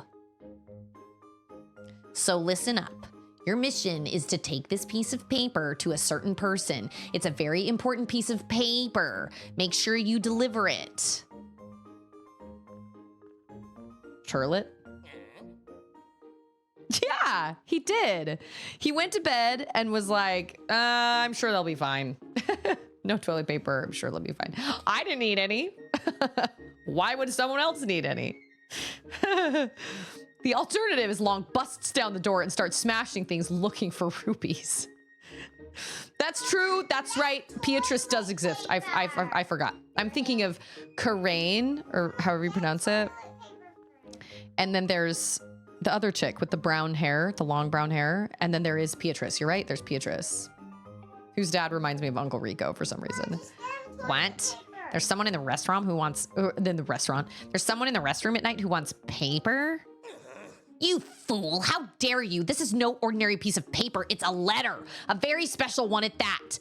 I put my heart into every word. I guess you could say it's sort of like a, all right, fine. It's a love letter.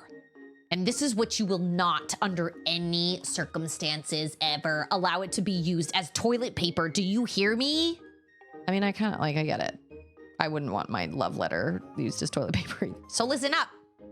The person you must give it to is a girl, an upperclassman. Her name is Cawlin. Did I pronounce that right? Auden is being very good. She's not being super distracting right now, you pumpkin. You know who I mean, right? She's the one with the round hat. She's really cute. You know the one. And don't you dare, not even by mistake, even think of giving it to that weirdo in the turlet. Swear it. Swear it on your life. Here it is. I'm entrusted. Would you entrust this to someone that just told you somebody was looking for paper in the bathroom? I wouldn't. I'd go find somebody else. I'm entrusting this letter to you, so don't read what's inside. Do you hear me? What do we do? Can you believe this letter might actually contain heartfelt words from Cawlin? Take extra care that you don't end up using it as scrap paper. I'm counting on you, Lonk. Get to it. If you don't mess this up, maybe I'll let you be my sidekick. No offense, Cawlin, but you're the sidekick.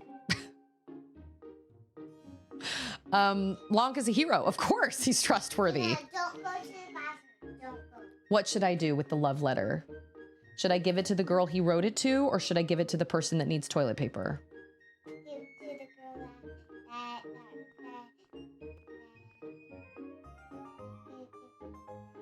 Give it to the girl? Yep. Oh. Auden wants me to give it to Cawlin. Whatever her name is. Cawlin? You don't want me to give it to the person that needs paper in the bathroom. Why? Because it's a letter? And we don't use letters as toilet paper, right? Do what Auden says. What cutscene? When you give her the letter, when you give the letter into the turlet?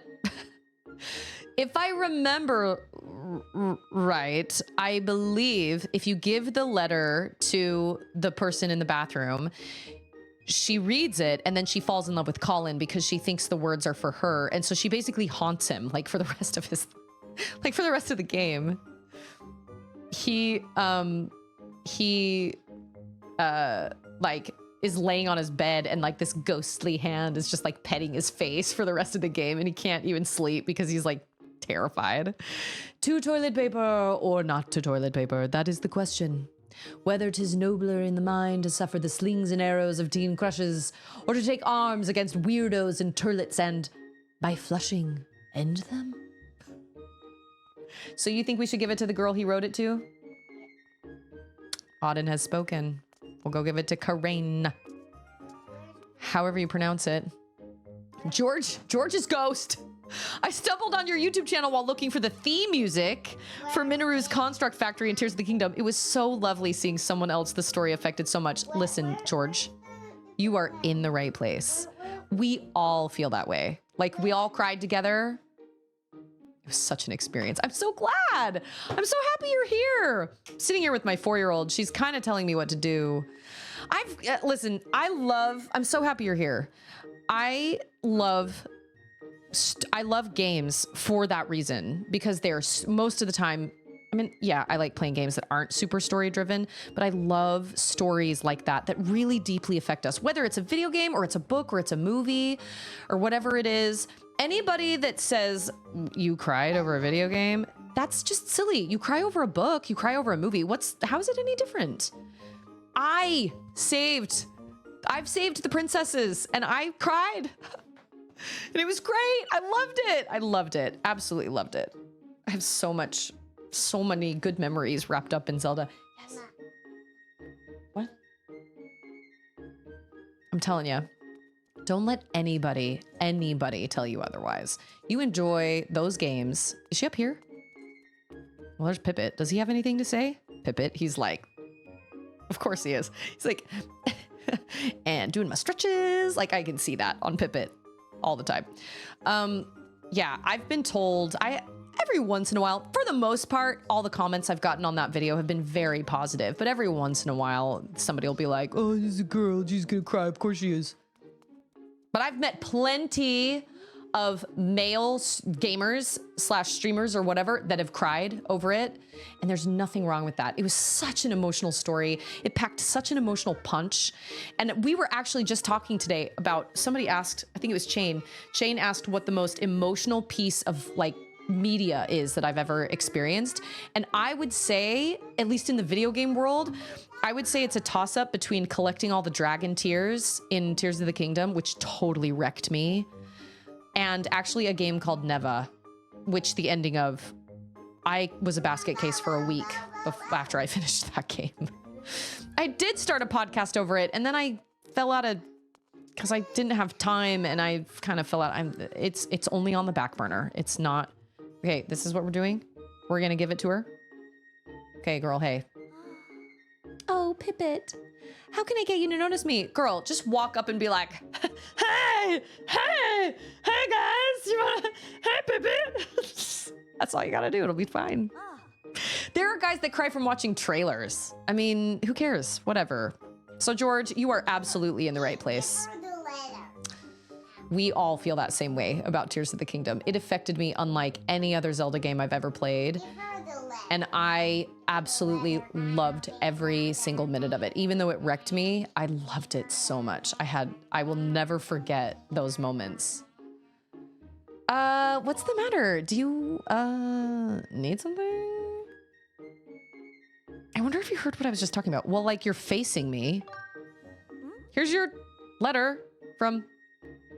Could it be from Pippet? Here you go. Thank you. I'll just take that. She's gonna read it right in front of me? Whoa, that's some really terrible handwriting. She says his handwriting's really bad. I'm about to throw out another option for your consideration. Did you collect and read all the vantage points in Horizon Zero Dawn? No, I did not. Wait, Horizon Zero Dawn or Forbidden West? Oh my gosh, that Tears of the Kingdom ending is the best. It's one of the best. I mean, it was really, honestly, one of the best game endings I've ever experienced, ever. And I've been playing games pretty much all my life. Neva was up there. Like, I loved Neva. I have no regrets playing Neva, but man, did it wreck me. So George, you're looking for a game that'll make you love it, but also cry your eyes out. Play Neva, because it was intense. Anyway, never mind that. Let's see what it says. Why would you read this letter right in front of the... Oh, really? Maybe I feel like I read some of them. There were some... I feel like I read the ones I found, but I didn't go out of my way to try and find them. But the ones I did watch / listen to, or I think you mostly listened to them, were pretty sad. It was pretty awful. And I remember like feeling in my, like that game gave me so, or maybe listen, that's what I'm thinking, that I listened to them. But just playing that game, there were so many moments where I was like, man, how did these people, like how, and I don't want to spoil it for anybody that hasn't played it or hasn't beaten it yet, but there were so many moments where I just, and even Aloy was like, I cannot imagine what these people experience, like what these people were going through. Greetings! My love for you is wider than the horizon and deeper than the clouds. I would very much like it if you would go out with me. Your brave knight, Cawlin. Ooh. She's like, wow, this Cawlin guy, is he one of Groose's flunkies? She said it, not me. And this is a love letter from that Cawlin kid, right? Oh boy.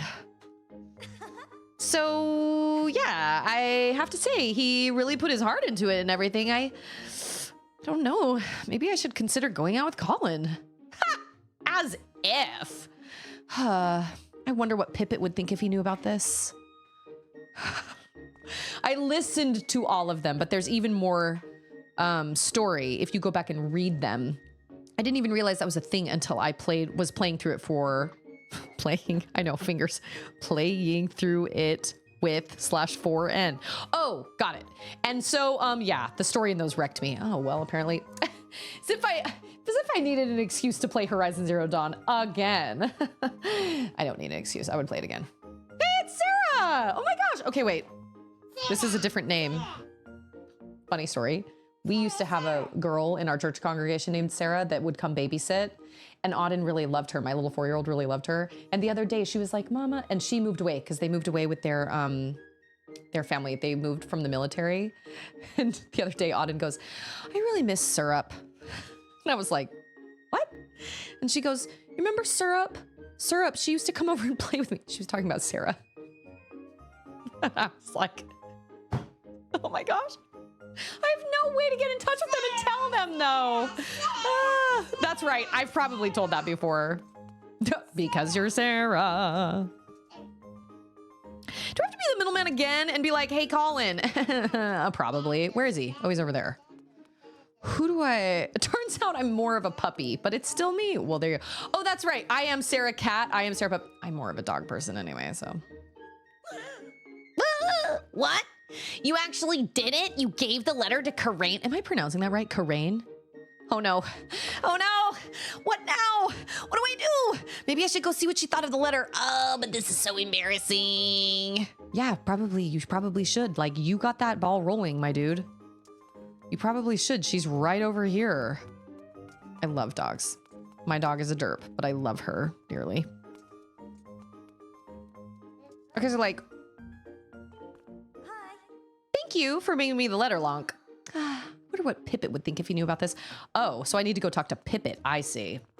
I gotcha. Where is that Pippet? He's upstairs. We need to go get him involved in this.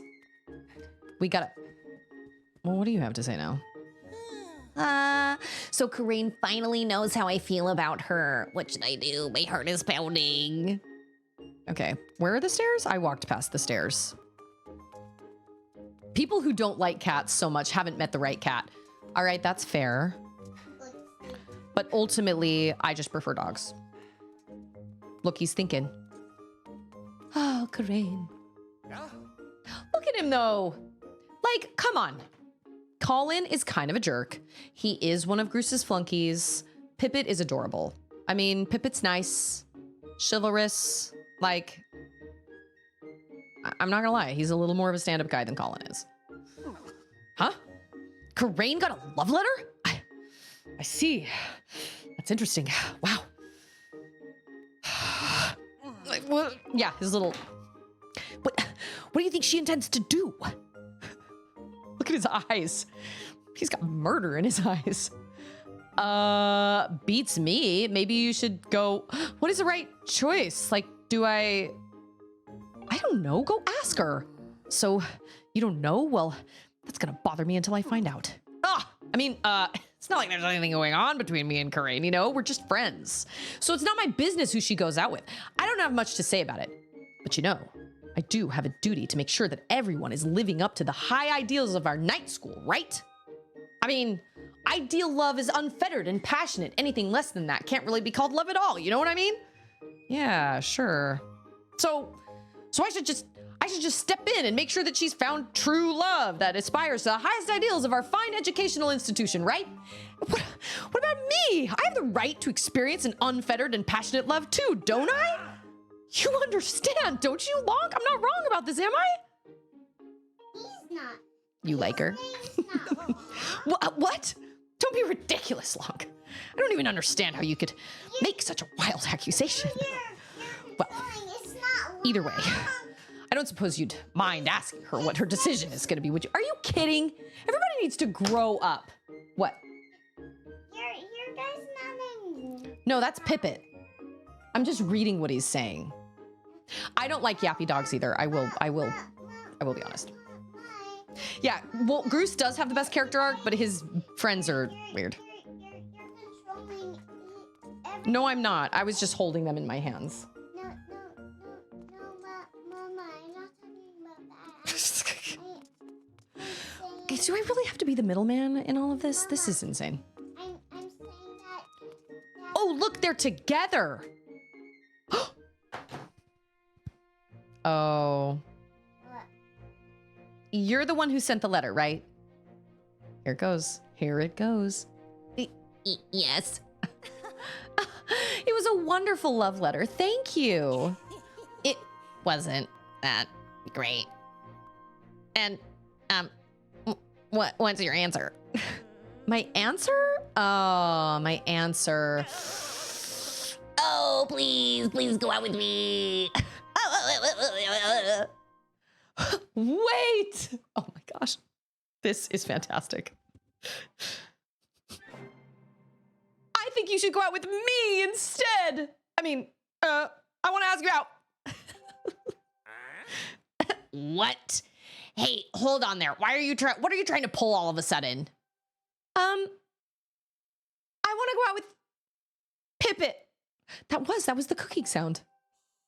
Ha! See that, you fool? I knew she would choose me. We totally made the right decision. You're a jerk. She's been checking me out for weeks. Wait a second. Wait, really? Oh. Truly? You choose me? Yes, I'm so happy. Thank you. This can't be happening. Oh, he ends up sad regardless.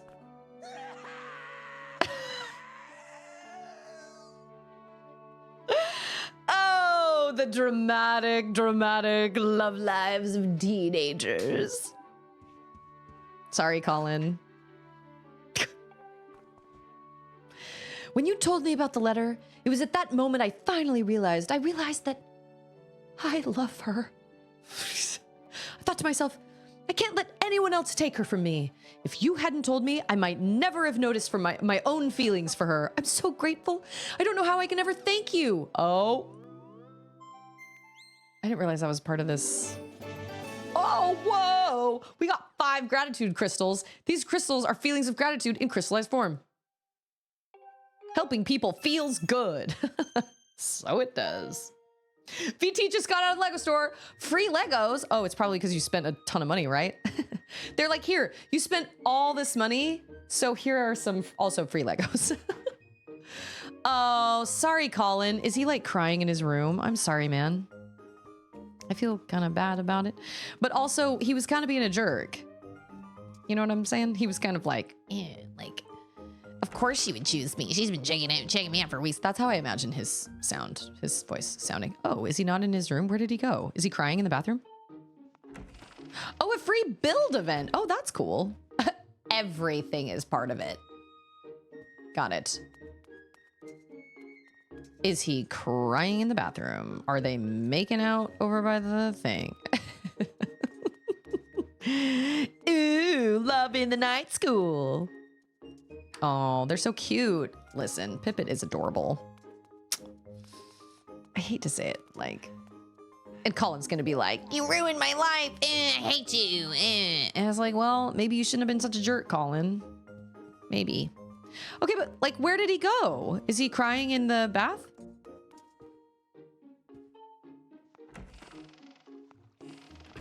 The downtown Austin Public Library used to do free Lego building over the summer.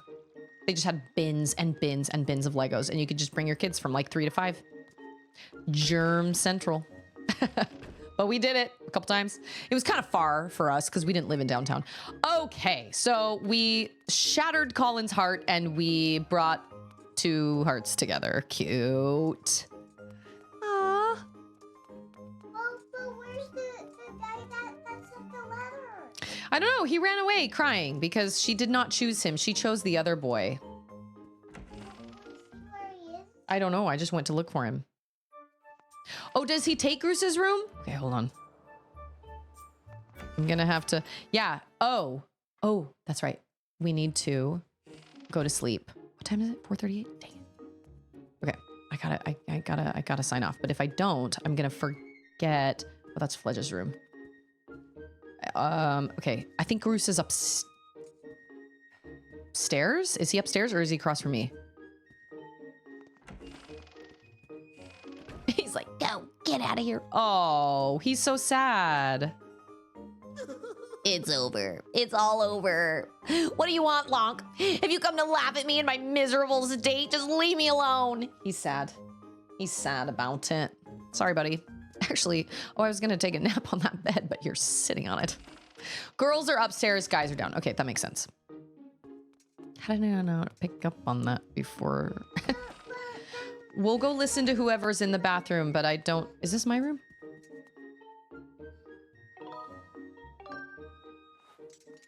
What?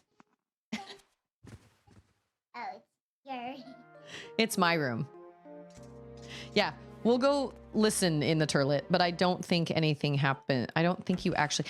I think it's the ghost of a girl. I think so. Is it upstairs? I think it is upstairs. Those stairs. Stairs are too much for long. After everything he's done, stairs are too much. Oh no, this is the... Is it downstairs? It is downstairs. It is. It's Moaning Myrtle. Yes. I just listened to I'm listening to Harry Potter and the Chamber of Secrets right now. I just finished Aragog's chapter, I think. So. Someone threw a book at me. Please forget about the paper. Goodbye. Go haunt someone else's turlet. Zelda is so weird. There's so many weird things about those Zelda games. Okay. Oh, wait. My room is downstairs. And I don't think she ever comes back. Like, I think that's it. You have the opportunity to give the paper either to Karain or to the ghost in the toilet. And I did the ghost in the toilet, and the ghost in the toilet believes the words were written for her, and she basically haunts. So Cawlin doesn't get a happy ending either way. He doesn't get a happy ending with the ghost because then she like haunts him, basically. She's in love with him and won't leave him alone. Or Karain doesn't, I think Karain does not choose him, and he is super sad about it, and then he's just like super bummed out for the rest of the time, I think. So he doesn't get a happy ending either way. That sucks. Sorry, Cawlin. My bad. But I mean, Karain and Pippet are cute together. That's cute. All right, we're gonna save because it's time for me to sign off. I have to leave early to get to my youth activity tonight early.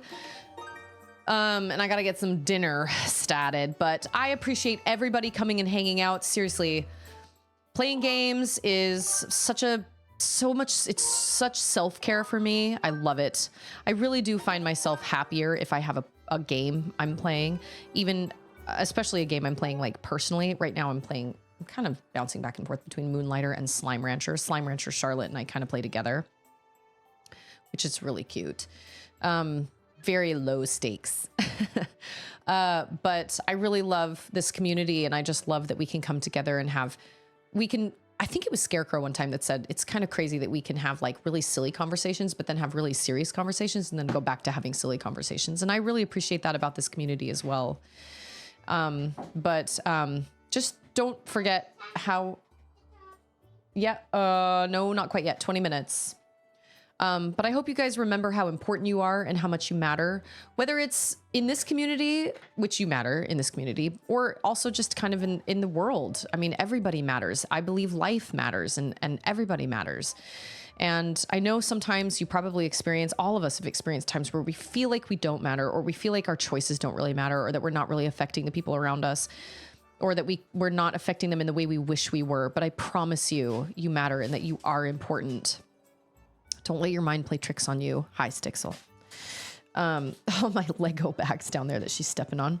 And just choose kindness, because you just never know what people are going through in their lives. You just never know. The world could use more compassion, because it's a crazy place. It's a totally crazy place. So I love you guys. I do not stream on Thursdays, so I will not be live tomorrow, but I will be live again on Friday. Friday, we will do more Level Devil with Charlotte. Madam. And I hear Discord happening with my children. But I'll be back with Charlotte on Friday with some Level Devil, and depending on how long she goes, because she lasted the whole time we did it, the first time we streamed it, and then the second time she got frustrated and she lost interest about halfway through. So we'll just kind of play it by ear and see what happens. But that's what I have planned for Friday. So thank you guys so much for being here. George, I don't know if you're still here, but I'm super grateful you popped in and said hello. I'm glad that video had a positive effect on you. It seems to have had a positive effect on a lot of people, and I consider myself really lucky. And I don't know. I feel like if you experience emotions in video games and stuff, let it happen. Just experience it, man. Totally fine. We all experienced that together. That was the closest I've ever come to feeling really connected to the entire gaming community, because we were all kind of experiencing that around the same time. And it was really beautiful to see how that brought so many people together. I thought that was really, really amazing. And I've never had I've never had an experience like that up until that experience. And I have yet to experience that again. It was really, really cool. So I have a very special place in my heart for Zelda, but in particular, Tears of the Kingdom. So I just need to get myself a Switch too, so I can play it at 60 frames per second, because it looks really pretty. Anyway, so everybody enjoy the rest of your day, your night, your time zone, wherever you are. Stay safe. Remember that you matter. Remember that you're important.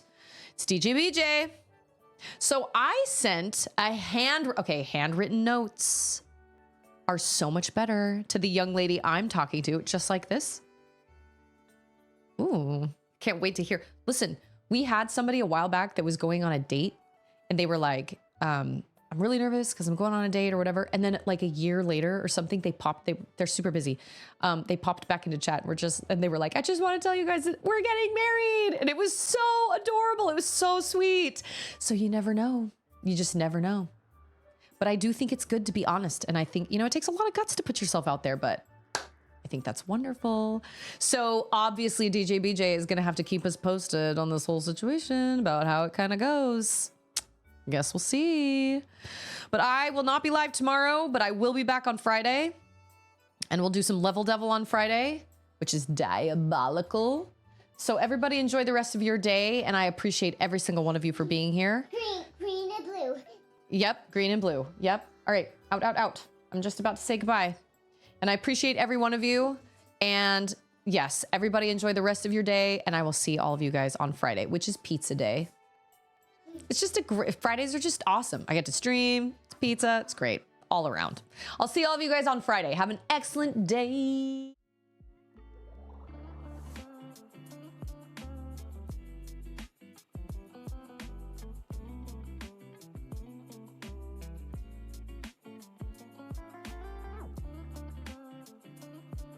It doesn't matter. It's in the past.